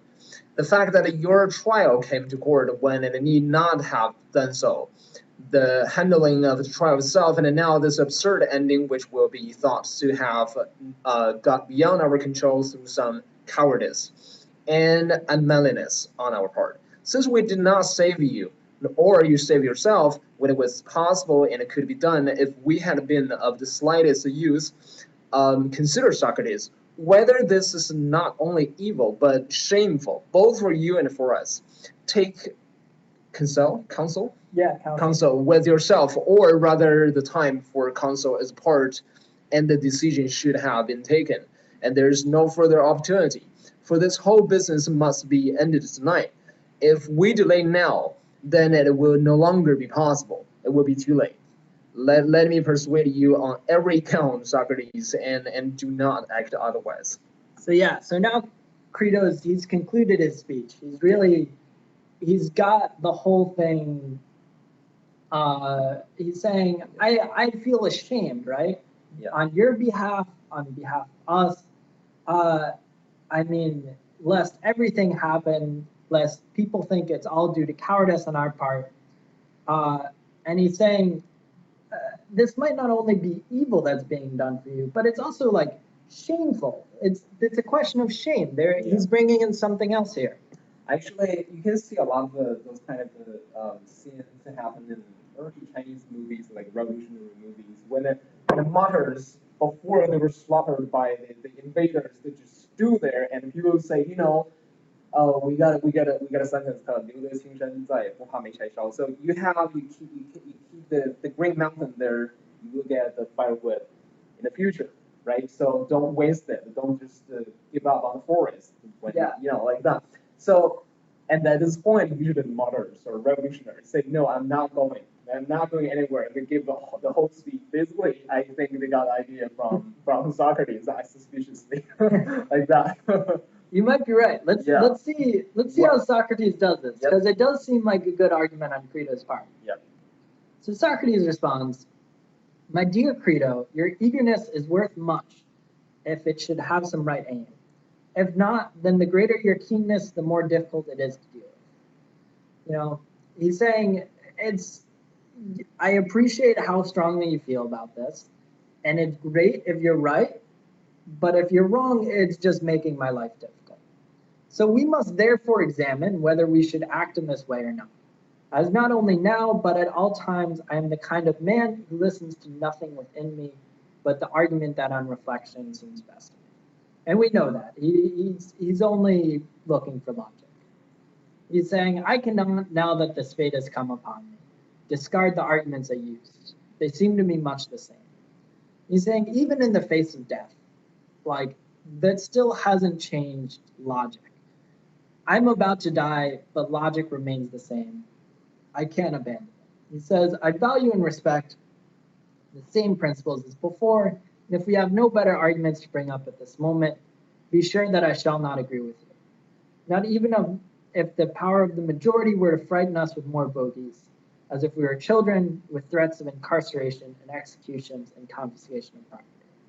He's saying, even in the face of death, if you don't have any better arguments, I'm not moving. So that to Socrates, that's the highest virtue, is this logic. How should we examine this matter most reasonably? Would it be by taking up first your argument about the opinions of men, whether it is sound in every case that one should pay attention to some opinions, but not to others? So Socrates, he's being reasonable here. It's not as combative as he was in court. He's talking to his friend. He's like, how should we deal with what you said? Should we first talk about paying attention to other people's opinions, or was that well spoken before the necessity came upon to die?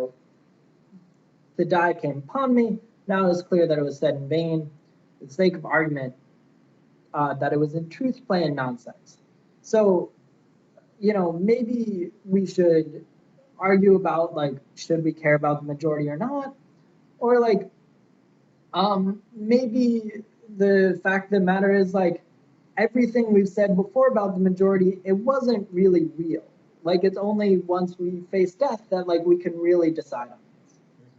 And Socrates, ever the logician, says, I'm eager to examine together with you, Crito, whether this argument will appear in any way different to me in my present circumstances, whether it remains the same, whether we either abandon it or believe it. Said on every occasion by those who thought that they were speaking sensibly, as I've just now been speaking, that one should greatly value some people's opinions but not others. Does that seem to you a sound statement? So this is interesting, and also probably very frustrating for Crito, who's please stop arguing. You are about to die. Just come with me on a boat. We can figure this out later. Yeah, but I think he has a clear sequence of attacking Crito's arguments already, starting from the appeal to the majority, listen to the majority. But later, he definitely is going to argue about, I'm not sure, the money issue, or probably, or other big cases, is that really a shame thing to me? I think that's the most intriguing part, because do we have to listen to the majority? Everybody understands, that kind of idea has a long history for a long time, so people don't feel surprised if he can't argue that. But what interests me, or maybe for most of our students, will be the argument that Socrates is going to make against the statement of it's a shameful, or this is not about the virtue that you were talking about. It's about my virtue, right? Okay, let's actually skip it and just get to the point where Socrates started arguing about that. or should we leave to the students to read on their own? Because it seems gonna be a very, very, very long argument. To look at the core part. So, I mean, we are running out of time, which is Yeah. unfortunate. Yeah. And it is too bad we can't come back to dear old Socrates, but unfortunately there are many But philosophers. I mean, I can we can constantly typing or chatting with students in a group, and I may have a session on analyzing more text with the kids. But I think to sum up today's class, there are very important parts that you you've given. I think the most important part is the way he argues, which is Socratic method of teaching, basically, Yeah. of arguing. And then starting from apology, so here's the thing, because Plato has written so many texts, like 36 gigantic books, and put it all there. So when people started reading Plato, they don't know where to start. So that they have trouble figuring out, because there wasn't a really, like, the first paragraph of the thesis, and then you have a solid arguments as what is written in today's academia, right? But it's mostly like reading little stories and dialogue, and people got confused with the names, with the tones and stuff. So starting from apology to Plato, open the door. Like, you give a very good start, and the people say, "Oh, Plato actually is not so hard to understand," or whoever is in his writing, to live it, like Socrates. Yeah, like that. Yeah, I agree. And I think this is also something important to consider. I know you guys are doing various classes with including, Western civilization, whatever. And I think the Socratic method holds. And I think this idea of trying to make everything make sense and be logical, I think that really holds, and I think that's really important no matter what you're looking at. And I think Socrates himself would smile down, or perhaps smile up, wherever he is. By the way, I did last time, I forgot to do this. I have some links at the end of this. So, yeah. Sorry, this is just self-plugging. Yep. This is Actually, they have this PowerPoint slides already. okay. Yep. Cool. Yeah. So self-plugging. I have a survey. If you guys want any information about GMAT, GRE, LSAT, test prep stuff, including guides, I have a website. I have another website. I have guides for the GMAT. Okay, self-plug is over. I don't. If I was gonna tie it in, logic on the GMAT, logic on the GRE, logic on the LSAT. Where does all this logic come from? Socrates. Yep. Reasonable tie-in. It's Yep. like I mean, the first philosopher. Basically, it's Socrates and his students are the foundation of entire Western civilization, entire humanities, right? On that. Just like the Confucius late foundation, Chinese civilization. Yeah. Yeah. What time was Confucius? Confucius is like 50 to 100 years older than either Plato or Socrates. Like, they were like very, very close, actually. They're very almost exact the same time. That's pretty interesting. Yeah, like that. If you look at a Western, like before Roman's fall, like the history of the Western world and China is pretty much synchronized. Like, at the same time, the same flood, the same barbarian invasion, the wave of the barbarian invasion, like Germanic invaded, and here the Huns invaded, like that. And then almost the same time, the Roman Empire kind of sort of unified Europe, and then on the side, and then the Han Empire unified China. Before there was the great city-states, before there was warring states in China. So everything is going on at the same time until Rome fell apart, and then never got unified. And China at the same time fell apart, but then it got back together. So that creates the whole difference. Yeah. Huh. Yep. I guess the Romans messed it up for everyone. Or is it? Or is it? Yeah. I would. Yeah. All right. But that does appear to be about all the time we have for today. Yeah. I think afterwards I'm going to round up the class for students in Chinese, and then I'll take over the class from now. I'll give them like 10 minutes break. But Okay, sounds good. Afterwards we can talk about the class later. All right. All right. You want me to? Maybe you can log out, and then you can just do this. Okay, let me just talk to them for a while. 各位，我们的这个课呢，就大概就到这儿了。但是啊，我想10分钟之后我还要回来，然后呢，跟大家把这个课总结一下啊，就是刚才到底讲了哪些要点，然后呢，你们就是下一次课如果想听懂的话，你需要做哪一些东西？这个各位听明白？就是你们还在的话啊，如果再等10分钟，一会儿给大家总结一下。就是刚才大家也能意识到，那个课程里面的那个含金量是爆表，信息量是爆炸的，对不对？但问题就在于咱们怎么去吸收的问题，就是每一个人信息到你头脑中是不是漏掉很多？就比如说说英文啊，然后这种方式啊，这种展示这种方式，你看，我在自己的课上，西简和正哲，咱们都是这2个门派来的嘛，对吧？你们上课的时候，我是带着各位文本要放慢了说的，然后呢，这个还给你有的时候逐词翻译啊。但今天老师是根本就不管这一套，直接就开始给你灌硬的东西，对不对？这各位有这个感受吧？那么你应该做什么？这个难度被拉到这个级别之后，我们应该做什么？大家应该做什么？两个巴掌最后要拍在一起，这个是非常重要的啊。所以我一会儿会在这个11点10分的时候回来，然后呢，咱们一起把这个事情商量一下，好吧 ？OK。Let me see. I think there's like a delay or something. Yeah, I think there must be. Yeah, it's interesting. Right, there we go. Oh, very good.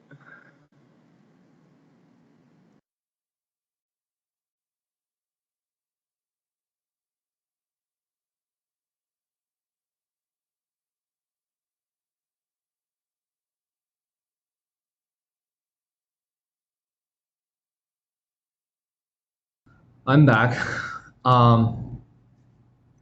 Let me just open up the files over here so that you can see it.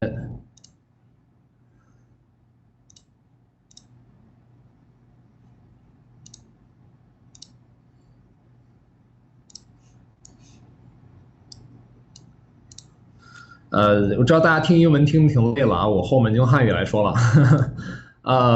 各位听起来也挺崩溃的啊，但是你我想问一下各位啊，那个你从这课里面得出你觉得在我们这个课堂里面最重要的是什么？我想很多人都已经知道答案了。What is the most important part of understanding the class?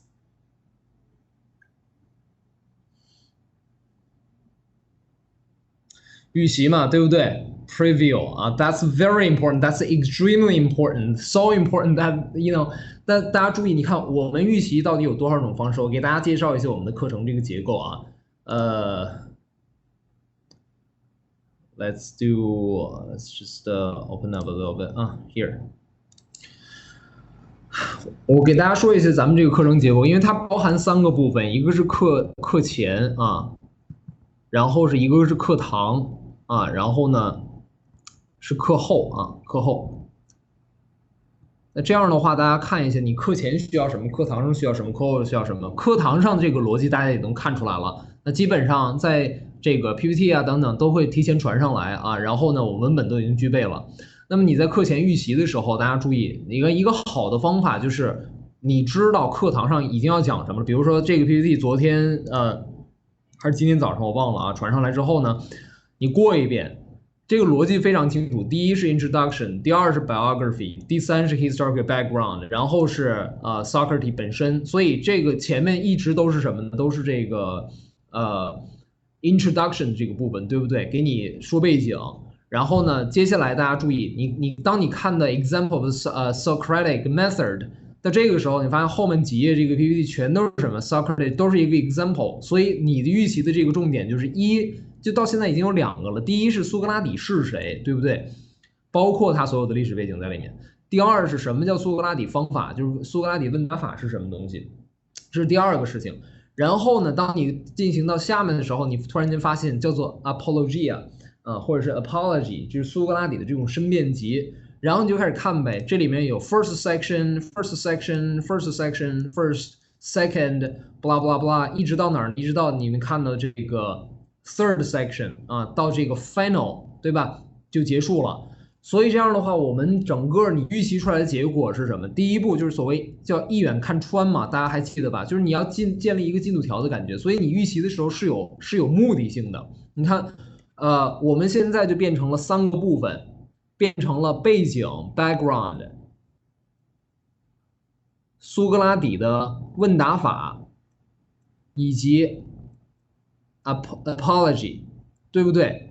是这样。然后呢，我给大家那个课前预习，它有一个大家能下载一个东西叫做 class outline， 这个大家知道吧？对不对？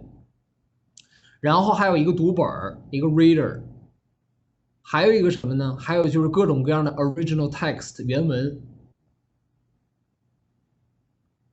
你看，很多人预习的这个方式是错的，就我不知道大家这么多年这个学习的时候，你有没有总结出来一定的预习经验？就是我问了，就课前问了大家一个问题啊，说 think within 2 hours how can you make the following class understandable， 对不对？就是你用2个小时你怎么去理解的？那大家注意，你要是把这个 reader 相关的那个章节和 original text， 那也就是说，比如说 reader 里面大家打开第一篇文章就是苏格拉底是罗素写的一篇文章。original text 它里面有那个 apology， 也是好几十页，对不对？你2个小时能不能完成这几十页的阅读呢？将近40页的阅读呢？很难的，对不对？那怎么才能完成有效的阅读？你会发现，如果你知道这几个事情，你是怎么把它预习出来的？就是第一，我们看这个背景的时候，就比如说你可以去搜维基啊，你可以去看百度百科。你可以看各种各样的百科，中文、英文是不限的。这个时候你再去看 reader 里面，你就大家想嘛，那我现在想看一个权威人士他是怎么说的，除了维基，除了这些东西，想看一个好一点的写作有哪些呢？杜兰特的哲学的故事，对吧？大家这里面有同学在听老夏去讲，对吧？把那个地方拿出来再听一遍，或者是你上 reader 里面找到哪儿呢？找那个罗素写的那篇文章里面专门关于什么呀？关于这个苏格拉底他的背景介绍，你比如说我们我给大家简单看一眼，这个叫就是一个预读读本，大家手里都有，对不对？所以你打开这个罗素这一篇，它一共20页的文章，你怎么去读？就是根据你看在 PPT 里看的那个部分，因为你已经有一个东西了，你这个时候你再去读，就因为大家都是史学门、正学门过来的，所以基本的这个阅读原理、片段句词你是明白的。这各位明白，你不能说你换一个学科，我们阅读方式就变了。这也是一本教科书，对不对？它只不过是罗素他写的更加天马行空一些，没有斯皮瓦格尔和那个 Jonathan Wolff 写的这么规规矩矩的。所以这样大家可以看呢，你会发现上来就开始说几个关键性概念 ，Socrates 关键词。然后大家还记得我们当时说过一个事儿，叫做什么来着？叫做 scheme， 大家还记得吧？就是你在读这个篇章，怎么样把它迅速一些要点给找出来，非常容易啊。苏格拉底是谁？然后他下面说 Let us begin with Xenophon， 对吧？薛诺芬啊，然后再往下看这个 Xenophon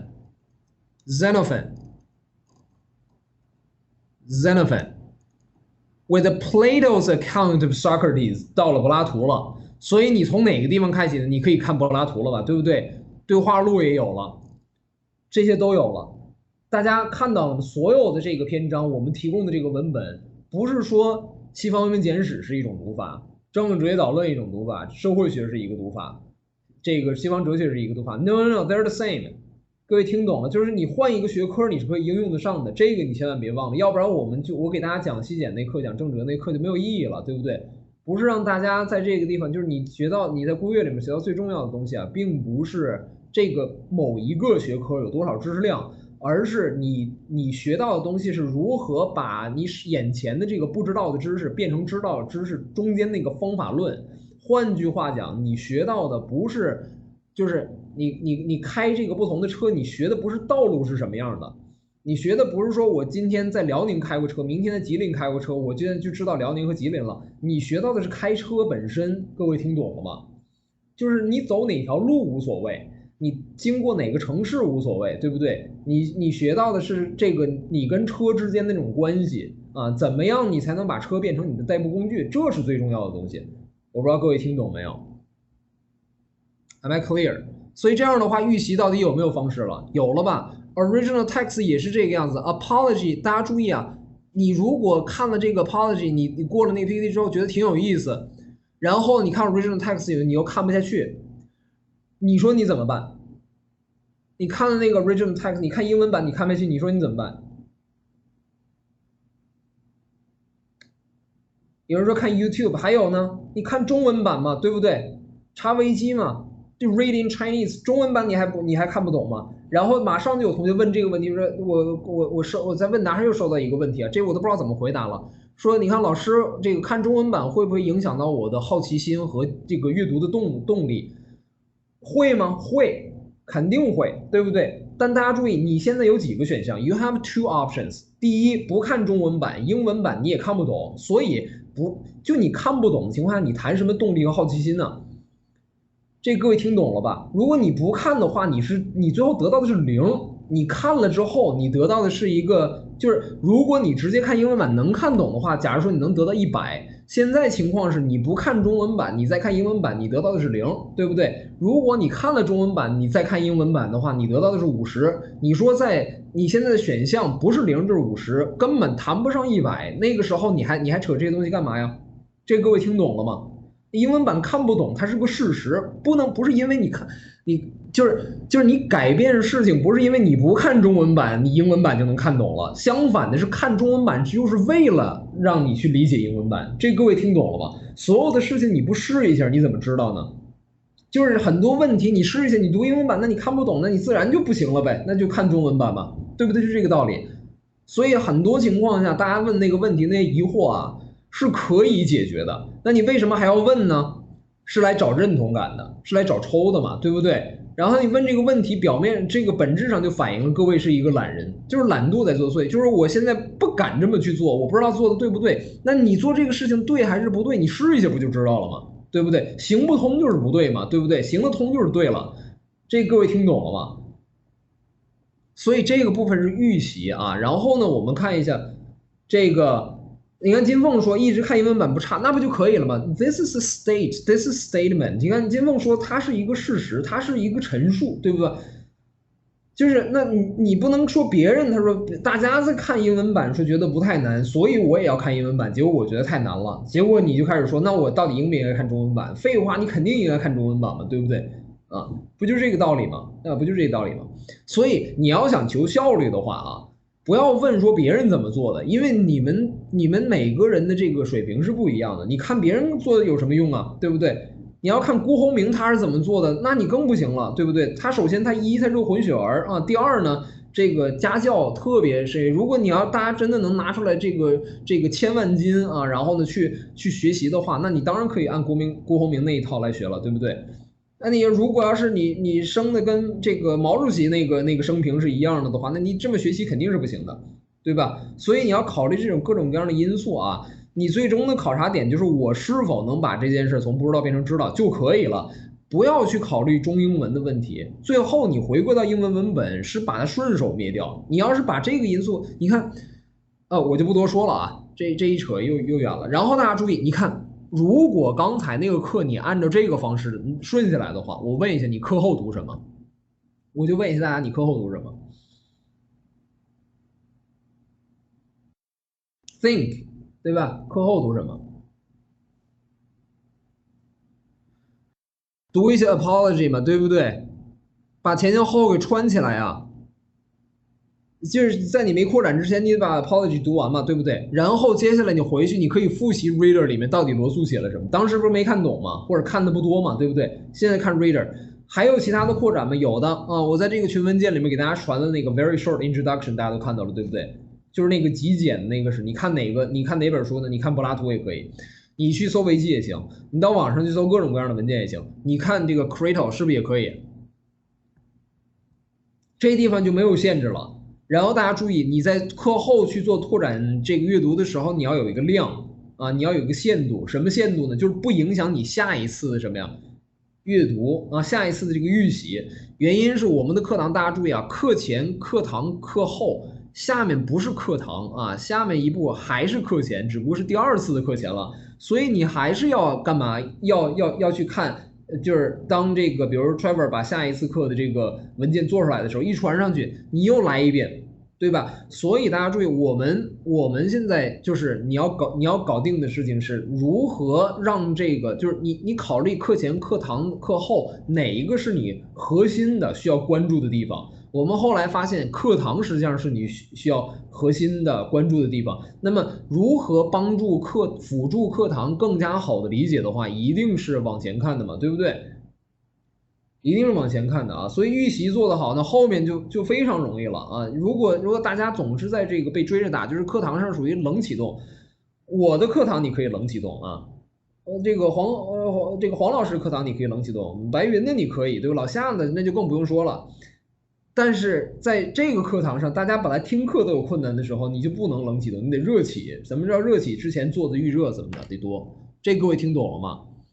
那么这是第一个话题我要讲的。第2个话题就本身啊，这一次课你需要我给大家总结一下。这个首先背景我就不说了，这是第一件事，背景我就不说了。苏格拉底当时什么样子的？哎，说一件事啊，就是苏格拉底这个人，他有可能不是真的。这各位当时这个 Trevor 在讲的时候，大家听懂没有？就是关于苏格拉底的记录啊，一共有几个人？你看他的特点就是柏拉图他写的这个东西叫做 untrustworthy， 就柏拉图写这个东西啊，那个不太像真的啊。第2个呢，这个薛诺芬写这个Xenophon 他写的这个东西啊 dumb， 就写的没有什么启发性，对吧？所以大家可以看这2个人，你看我们看到的苏格拉底实际上就是那我问一下大家，这个人是不是真的重不重要了？到现在为止？就 is that really that important that Socrates is real or not？ 不重要了，对不对？所以基本上大家可以把苏格拉底看成什么？柏拉图在借尸还魂就可以了。所以你看那些东西基本上都是柏拉图他的想法，对吧？就柏拉图他写那苏格拉底，你看惊为天人。刚才大家问了好多问题，说苏格拉底的教育背景是什么？在什么样的社会条件能把他塑造出来？你这个问题其实本质上问的是什么样社会条件能把柏拉图这个人塑造出来？苏格拉底是不是真的我们都不知道呢，对不对？而且大家注意，这些文本在这个罗马帝国衰亡之后都消失了，他们实际上是被翻译成了阿拉伯文，最后又传回来了，对吧？翻译成希腊这个后来在这个君士坦丁堡也有一份啊，最后翻译过来，翻译成拉丁文，后面开始学它，所以这个传来传去啊，早就不知道原文是什么样子了。对不对？就是有可能苏格拉底没这么神，或者是真正的这个神人是柏拉图啊，他俩之间的关系都不一定是师徒关系的，对不对？有可能是徒师关系，是这样的。所以，但我们关注，你会发现后面就开始主要关注苏格拉底他到底想什么，就是他的这个背景、身份什么都已经不重要了，对吧？所以这是第一个点。第2，我们看那个就是苏格拉底问答法这个部分，我不知道大家看没看懂，就是你看这个部分你应该怎么读？在你看苏格拉底刚才那个例子的时候，这一页的这个 PPT 大家注意啊，就是这就看各位听课的这个艺术了啊，听课这种技术了。很多人到现在为止不知道怎么听课。你看这个地方写完了，写清楚了，说苏格拉底哲学叫做 his method。his method 是什么呢？叫做1 identify a thesis and negate it。第2 argue by analogy that the thesis is wrong using common sense。第3 expand negation of the thesis to show the shakiness foundation of the thesis。这个大家看明白了吗？第1确定一个主题，第2开始用论证，第3再给你加强再进行暴击啊，打得永世不得翻身，然后接下来第4步再重复一下，再来一遍，不断的用这个 analogy， 每一次用 analogy 后面就干嘛 expand negation， 再来一遍。这各位看懂了对吧？你看你看懂的这个东西啊，你不是说这个地方记下来了，大家注意这一页 PPT 和这一页 PPT 有什么区别？就是它俩联系是什么啊？区别在哪儿 ？Socrates philosophy 这一页 PPT 和下面这个 example PPT 到底什么区别？就是下面展示的东西，你别光看好玩，你要把它展示这个东西你要回到之前的那个里面，这个例子在证明一样什么东西，也就是下面这个 example Socrates method 往下20分钟的这个讲解啊 ，Trevor 20分钟讲解，它的目的是什么？一目了然，各位听懂了吗？所以你在读的时候，你看接下来，你看他说，当说到这句话啊，说 What are you going to accept the opinion of the majority? That's actually a thesis.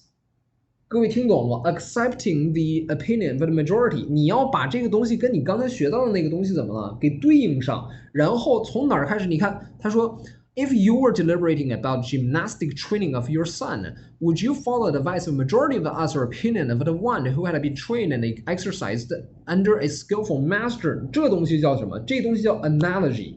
然后后面叫做什么呢？后面就是 expand the negation。然后他说 repeat， 什么叫 repeat？ 他继续给类比，继续 expand negation， 继续 shaking the foundation of the thesis， 然后再来一遍。所以你不断的往下读的时候，你要清楚的意识到 why we're doing this in class。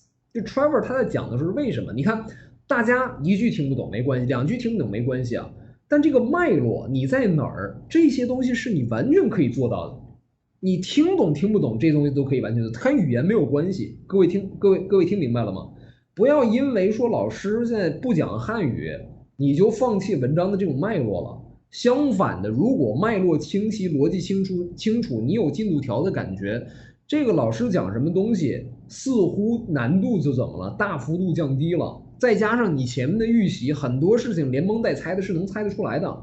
这样的话，你会不断的被暴露在这种语言、语境、听力的这种冲击之下，慢慢的，这个听力也被怎么了？顺手灭掉了。各位听懂了吗？连蒙带猜是一个很正常的现象，任何学新语言的时候，一开始都是连蒙带猜的呀。你准备的越充分，你蒙的猜的怎么了？越准。就是蒙和猜，你也不能瞎蒙瞎猜，对不对？你也有一个方向感的蒙和猜。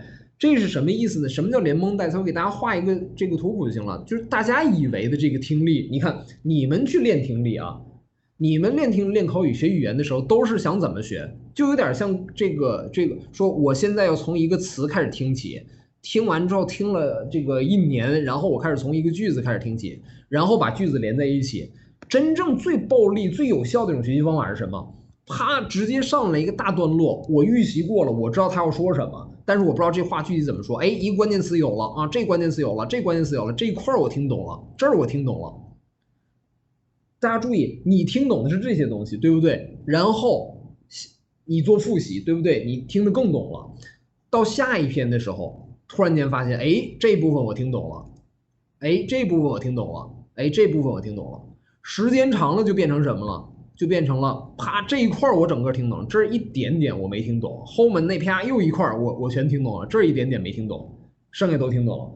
各位看懂了吗？在这里面根本就没有什么词句这种分析方法，全都是从大角度，也就是听力的提高也是从片段句子这个角度开始提高的。我们上来给大家霸王硬上弓，直接2个小时的听啊。这个就是你自己，如果是放弃的话，那我就没办法了。你不放弃，你肯定自己去找方法，你怎么去把它听懂？所以这种在这种混乱的秩序中，每一个人就找到自己的这样一个思路。然后有同学说听写这个东西，你要真的问我这个观点是什么，我是不推荐、不鼓励、不抵抗的啊，是这样的。为什么呢？想练习听力，它有不同的阶段啊。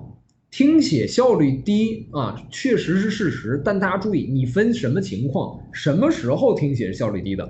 我们练习听力的时候，不就3种方法吗？一个叫做听写，一个叫跟读，一个叫跟读，一个叫复述嘛，对不对？听写、跟读、复述，这个大家都知道吧？听写是什么时候效率是最高的？是你狗屁都不懂的时候，是变音的环节下，这是听写的效率最高的。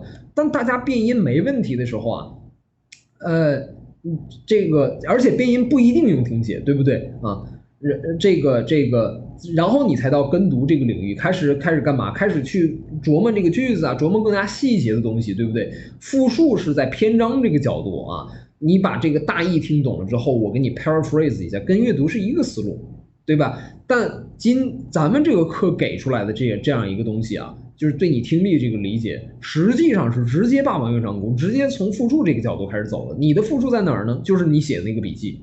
对不对？就是你把这个自己阅读到的东西和这个老师讲到的东西连接的那个部分啊。那具体要看的话，到时候大家可以参考细节以前发那个听力问答录，这个我就不再说了啊，我就不再说了啊。然后 Caroline 说，你看托福听力就是这个道理啊，不是就是话没说错啊，但大家把眼光往外拉一下，就我们根本是不屑于讲托福的，为什么呢？托福考试是针对西方大一的这个学术的啊，就是学术场景的，也就是它是一个模拟产品，对不对？我们讲的是源头，也就是谁的，就到底谁跟谁像啊？不是我们跟托福像，而是托福那考试形式跟我们这个东西像，谁是源头，大家搞清楚了。我是不屑于给大家讲形式那些东西的，没有用，对不对？你讲那干嘛呀？我能给你讲源头，肯定给你讲源头，对不对？我跟你讲的就是武功它最核心的那个东西，后面那种变化根据你自己的需求你自己来定嘛，对不对？你是想考托福，你想考雅思，你是考4、6级还是考研，它的源头都在这儿呢。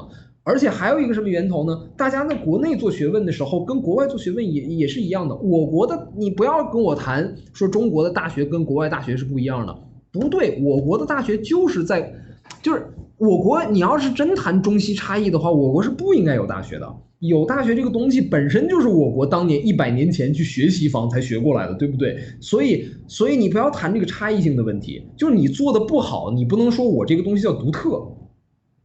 就是你说我缺一条胳膊缺一个腿，你不能说我是另外一个物种，这各位听懂了吗？你说我这个物种就是一条腿和一条胳膊，不对，你叫残疾啊，你这个对吧？这不是说明你是另外一个物种啊，这个大家要搞清楚了啊。如果大家真的是这个残障人士的话，我没有任何冒犯的意思，只是一个简单的类比啊。各位听懂了吗？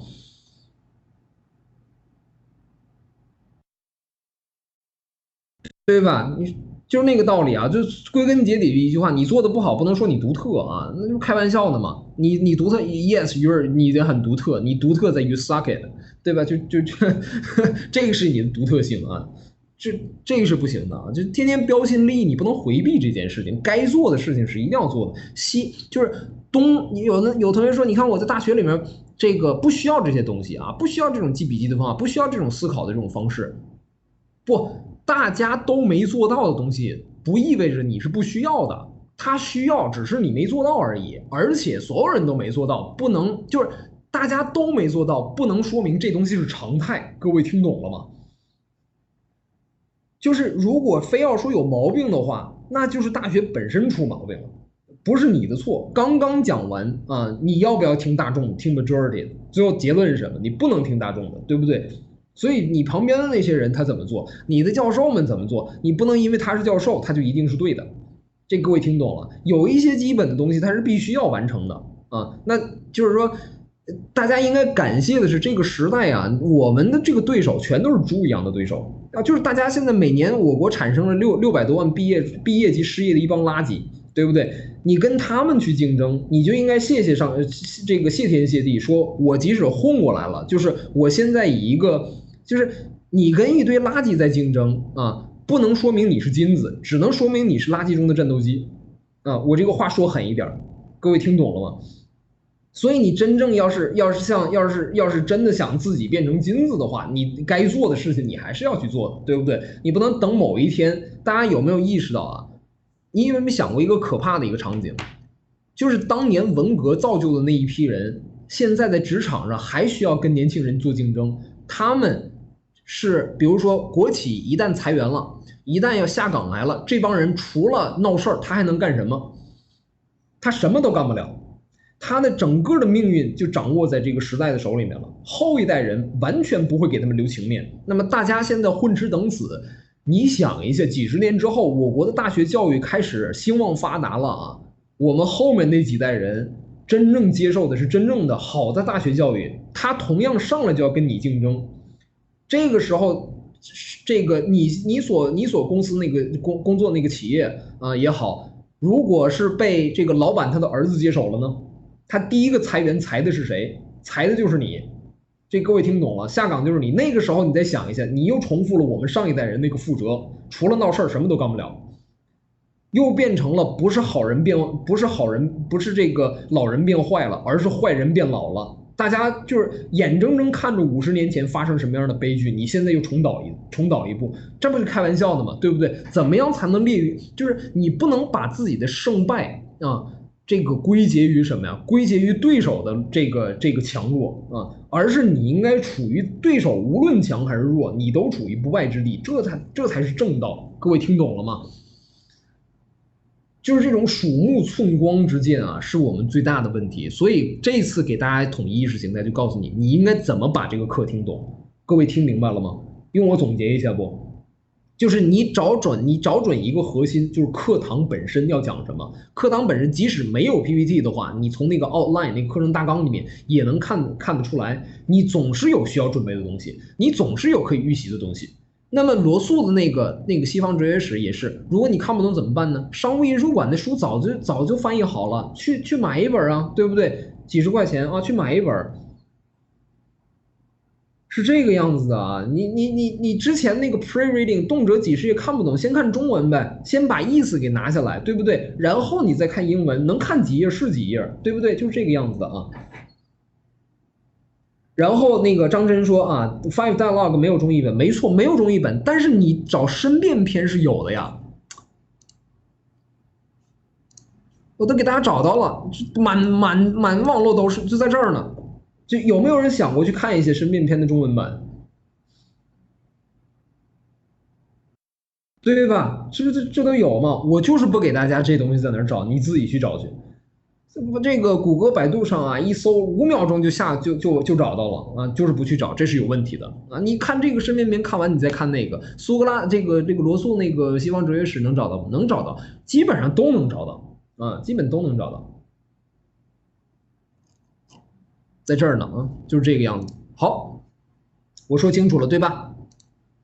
那咱知道下一步应该干嘛了吧？在那个 Trevor 没有把下一次课的这个课表传上来之前啊，大家这个先复习一下这个 apology 啊，然后呢，你可以完全再来一遍啊，就是说我重新来啊，怎么重新来啊？先预习啊，先把这东西都读一遍，读完之后听录屏嘛。不就 OK 了吗？你先试一次啊，前后后可能要花个5、6个小时，但我觉得你把这一个事从头到尾这么给撸一遍，设立一个好的先例，万事开头难，后面仿先例去做，你整个这个学习习惯怎么了？就出来了啊！就是大家不要想，就是我每到一个课堂上，我就设立一套新的学习方法，不对。我们大家，如果你铁定在这个孤月里面待下去的话，我们从头到尾，后面几年、几十年，你都一套学习方法。你要只有这个只有这个结构上简单粗暴，你最后才能把精力放在什么？放在内容上面。这个才是真正学习的这种要义啊！大家等不起啊！你最宝贵的东西是什么？是时间。你能够节省时间的要义是什么？是效率。怎么才能提高效率？知道你为什么要做，知道你现在就大家说 What do you have? What do you want? 这2个问题回答完之后，做个减法，就是 What do you need? 各位听懂了吗？你想要什么和你有什么中间那个差，就是你需要什么。你需要什么，就是你学习的最大的这个动力和目标。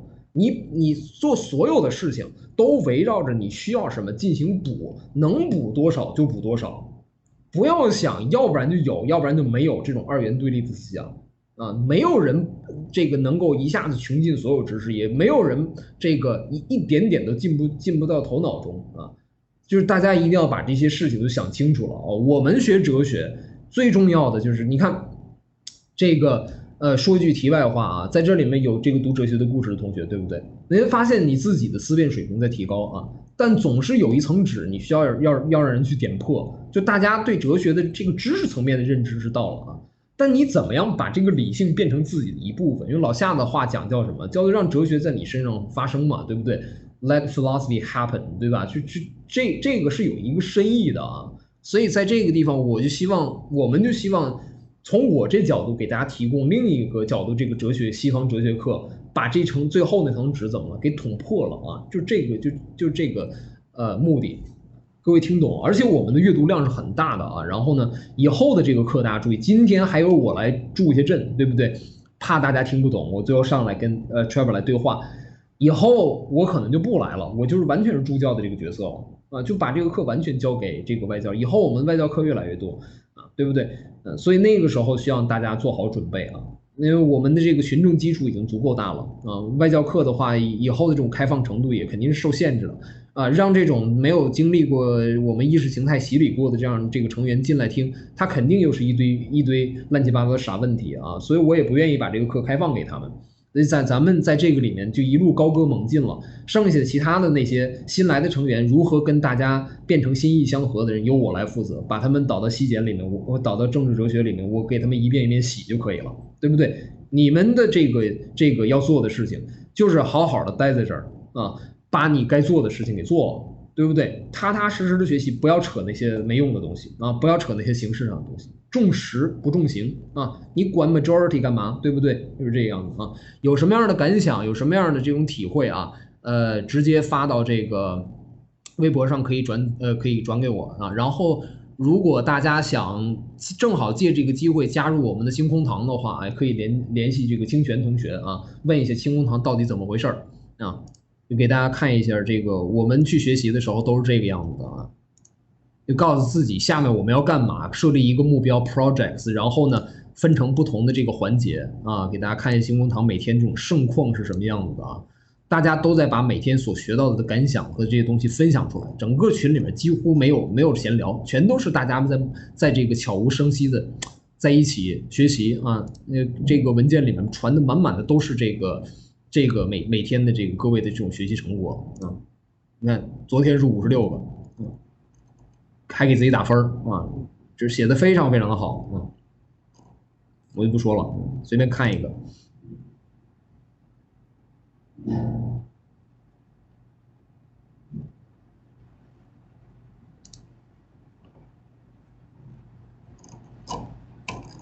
你看，就是一个感想嘛。苏格拉底跑步生活啊，王楠写的。其他的还有各种各样的，我们看异国的啊，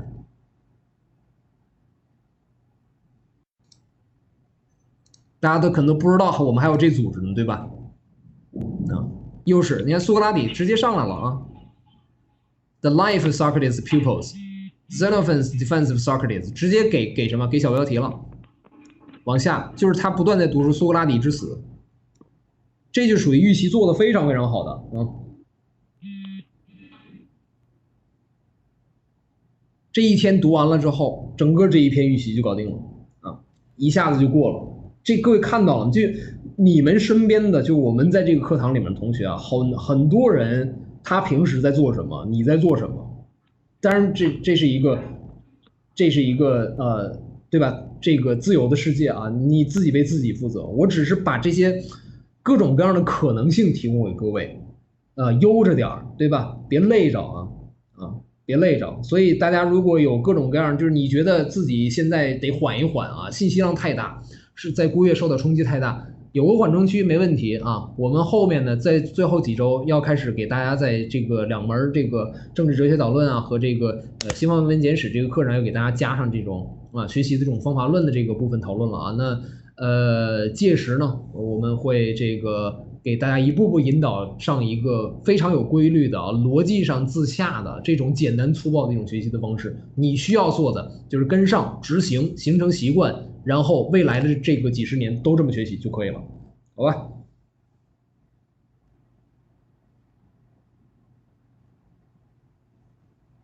那我们说到这儿了啊，各位还有其他问题吗？